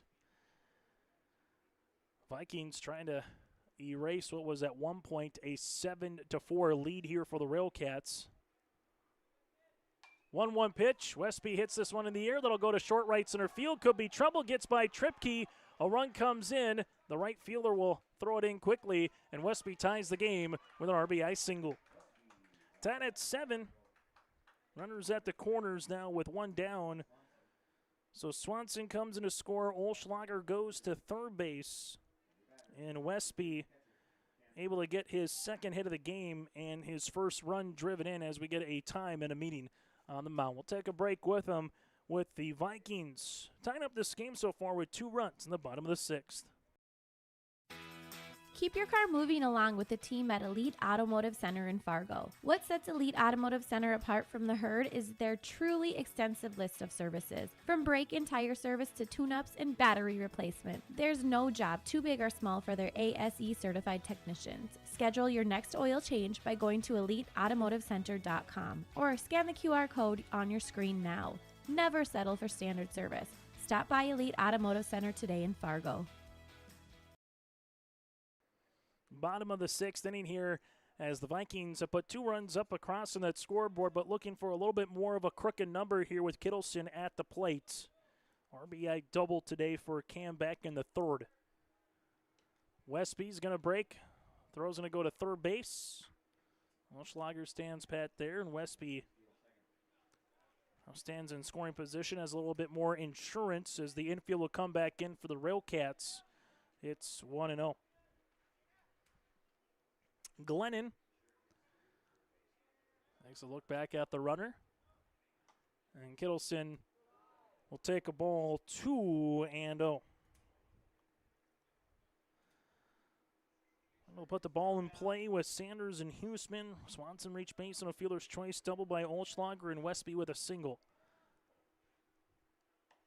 2-0, that'll work outside now. 3-0. As Glennon taking a look back at the runners. And the pitch. Kittleson hits one in the air to straightaway center. This will get by the head of Tripke, and this will be bases clearing at that. We'll see how far Kittleson can go. Kittleson around second. He's on his way to third. The relay throw in time to gun out Kittleson. But 2 runs come in to score here for the Vikings as they take a 9-7 lead.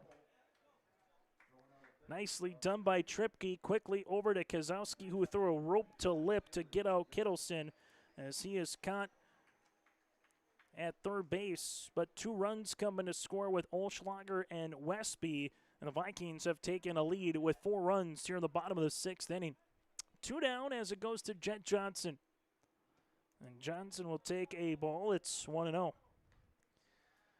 Tripke did a good job getting to it, and also just a really good relay throw. Again, small details, but you hit your relay, allow him to make a quality throw to get the runner out at third base. This one's called a strike. It's 1-1.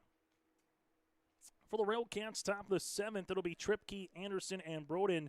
There's 6, 7, and 8 batters due up for Casselton. So up and out of the zone now, 2-1. Vikings 2 runs across in the 1st, the 3rd, 1 in the 4th and 4 runs here in inning number 6. 2-1 pitch, now 2-2. 7th batter to the plate here for the Vikings in the 6th. Gibbon, the on-deck batter. The 2-2 going to be filleted into center field. Tripke came in, and now Tripke has to go back. It gets by the center fielder. Johnson makes the turn. Tripke with the throw, and he will slide in safely, does Johnson. Well, Tripke came in about 5 feet, put on the brakes, and then all of a sudden went, uh-oh, as that one went behind me. Johnson will get the base hit. Another extra base hit here for the Vikings, and now will be given to the plate. 0 for 2 today with a walk back in the 3rd. Well, the Vikings starting to time up Glennon a little bit here in this inning, putting some good contact on. That's one kind of, excuse me, almost check swing there by Gibbon as it ran in on his hands. As this game is working towards an hour and 50 minutes right now here in game number 2. Glennon from the stretch. That's to be called the strike. It's 0-2.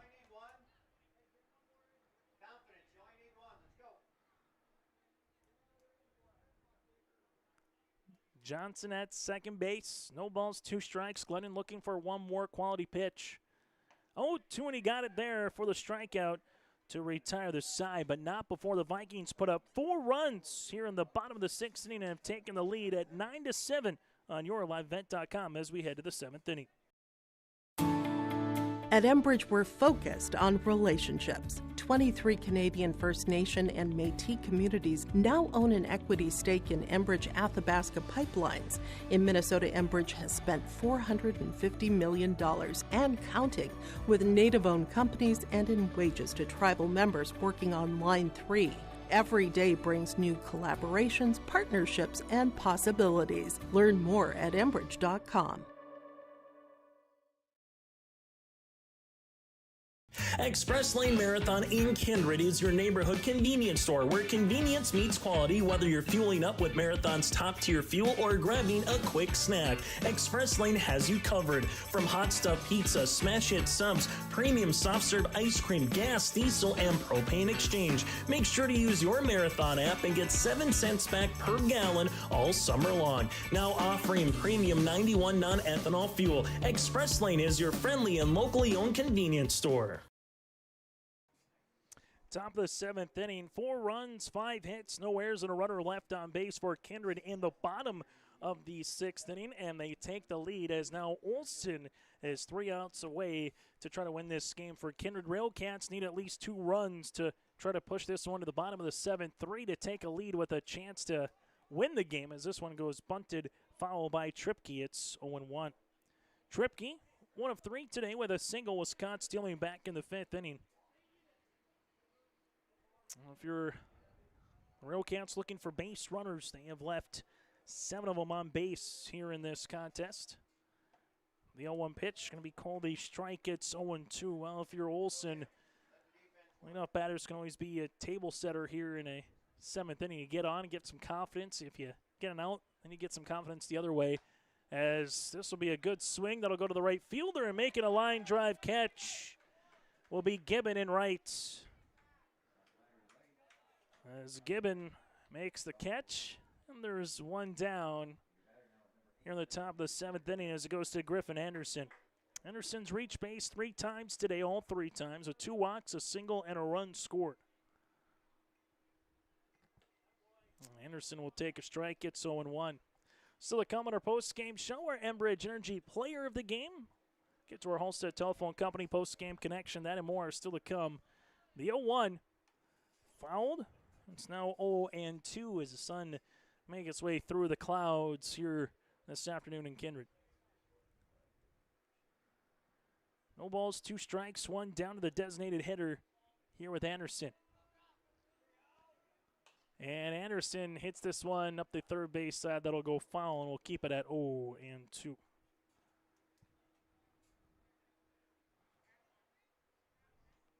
After Griffin, it's Mason, Broden, and then Finkson, and back to the top of the lineup. Railcats looking to see if they can get Glennon to the plate. This would be hit on the ground towards the second baseman. Vikings make a nice play. Olschlager, but can't get it to Sanders. Just drops that one.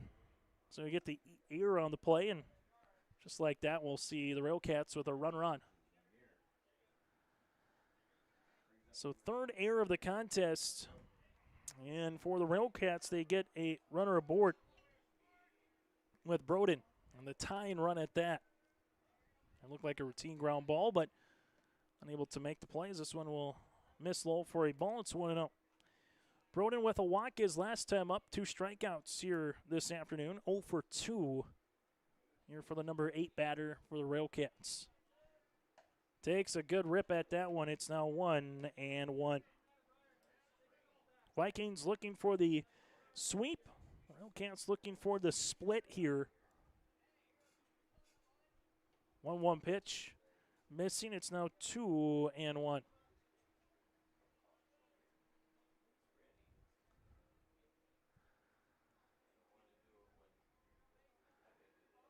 Two-one pitch.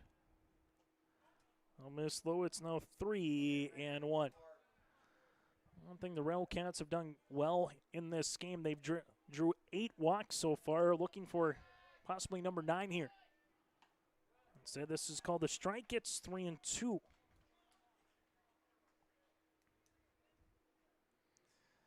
Three balls, 2 strikes, 1 down. Top of the 7th inning with Anderson at first. 3-2 pitch going to be hit on the ground. They get one at second, a chance for a twin killing, not in time.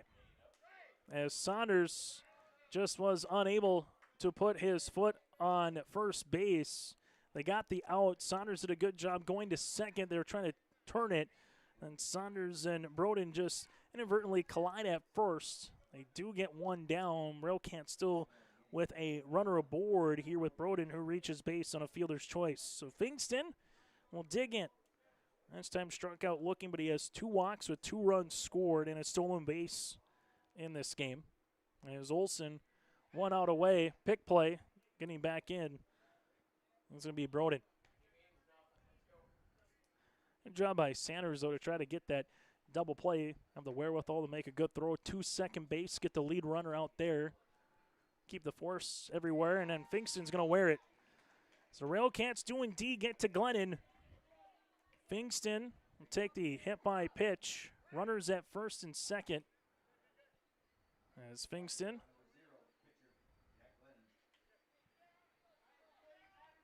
will be at first. Broden goes to second. Jack Glennon will dig in now. Had 3 singles so far with 2 runs driven in, 3 for 4 at the plate. And Glennon takes a strike. It's 0-1. Kozowski due up next. Tying run at first. Go ahead, run at the plate here for Casselton. No balls, 1 strike, 2 down. Olsen from the stretch. And taking a good rip at that one is Glennon. It's 0-2.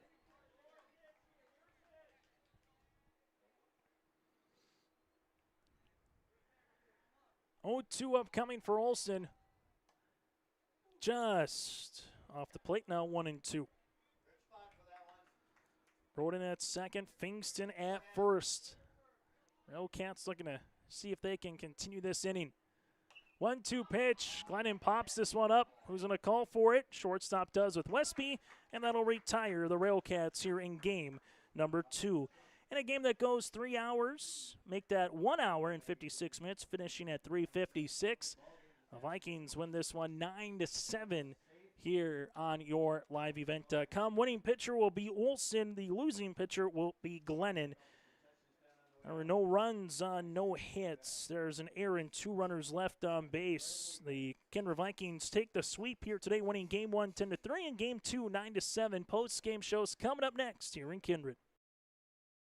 Make your stop before or after the game at the Knickerbocker in Hickson, North Dakota. Stop out throughout the week for mouth-watering lunch specials weekdays and mark Friday nights down on the calendar for prime rib, ribeye steak, or some walleye at the Knickerbocker. For more information or to find out about daily specials, give the Knickerbocker a like on Facebook by searching the Knickerbocker. Great food and good people. You can find it all at the Knickerbocker in Hickson, North Dakota. As we come back here on YourLiveEvent.com, 9 runs, 9 hits, 3 errors, 6 runners left on base for Kindred. While for Casselton, 7 runs, 9 hits, 3 errors, and 9 runners left on base for the Railcats. In a game that goes 1 hour and 56 minutes. Coming on in relief was Olsen as he'll pick up the win. Able to go 3 2/3 innings of work in relief and picks up the win. While Glennon will come on and pick up the loss here in relief for Casselton. It's now time to get to some of our players of the game, brought to you in part by Enbridge. Go to Enbridge.com for career opportunities. Jack Glennon's going to be part of it for the Railcats as he was able to go 3 of 5 at the plate with 2 runs scored, had a really nice game, but also Cam Kittleson did an outstanding job here at the plate, also did a nice job behind as well with some defensive plays, getting guys out on the base pass with caught stealing. But Cam Kittleson with a couple of extra base hits with a run scored, 3 runs driven in here for Kindred of their 9. Those 2 players, Jack Glennon and Cam Kittleson, are players of the game, brought to you in part by Enbridge. Go to Enbridge.com for career opportunities. We go from there to our Halstead Telephone Company post-game connection. The connection was the defense a little bit by both teams here after Jordanheim was caught on a daylight play, and also good play by Tripke and Cern to get Kittleson at third base on the relay from Kozowski to Lip. Those 2 defensive plays helped Casselton in this one, but they come up short, but they were still nicely done defensively. That is our Halstead Telephone Company post-game connection. Discover local reliability you can trust at Halstead Telephone Company. It's how to connect at halsteadtel.com. And finally, our Agassi Precision Egg players, or play of the contest. And the play of the contest is going to give it on the way to just more the 6th inning here for Kindred, where they put up 4 runs on 5 hits. They kind of kept the line moving. Ben Sanders was able to get a leadoff single. Huseman with a perfect bunt got on board. Bristol Swanson with the fielder's choice was able to reach base, and with 2 down, Olschlager got an RBI. Then you got Westby with a RBI single. Kittleson delivered a couple of runs driven in as well, and they just kept the line moving again in the 6th inning. That's our play of the contest. The offense in the 6th, just top to bottom, keep the line and the baton moving. That's our play of the game, brought to you in part by Precision. Play of the contest brought to you in part by Agassi Precision Egg, your local precision planting dealer at Agassi in Hillsboro. Call 701-436-2119 or visit planterdoc.com. That's planterdoc.com. Well, game number 1 went to Kindred by a final of 10-3. Game number 2 goes to Kindred by a final of 9-7. I'm Chase Miller. Thanks so much for tuning into our broadcast, and join us for more high school sports coming up here later tonight, or I would say high school baseball from a Legion Babe Ruth perspective throughout the summer months. We'll be back in action. Fargo post for 100. The Astros at 5:30 go up against Casselton post 15 here for Junior Legion baseball at 5:30. Then join us on Monday, Lidgerwood and the Black Stockings at 5. Here in Kindred, it'll be Kindred against Hillsboro for Legion baseball at 5:30. Until Monday, enjoy your Independence Day weekend. I'm Chase Miller. Good afternoon here from Kindred.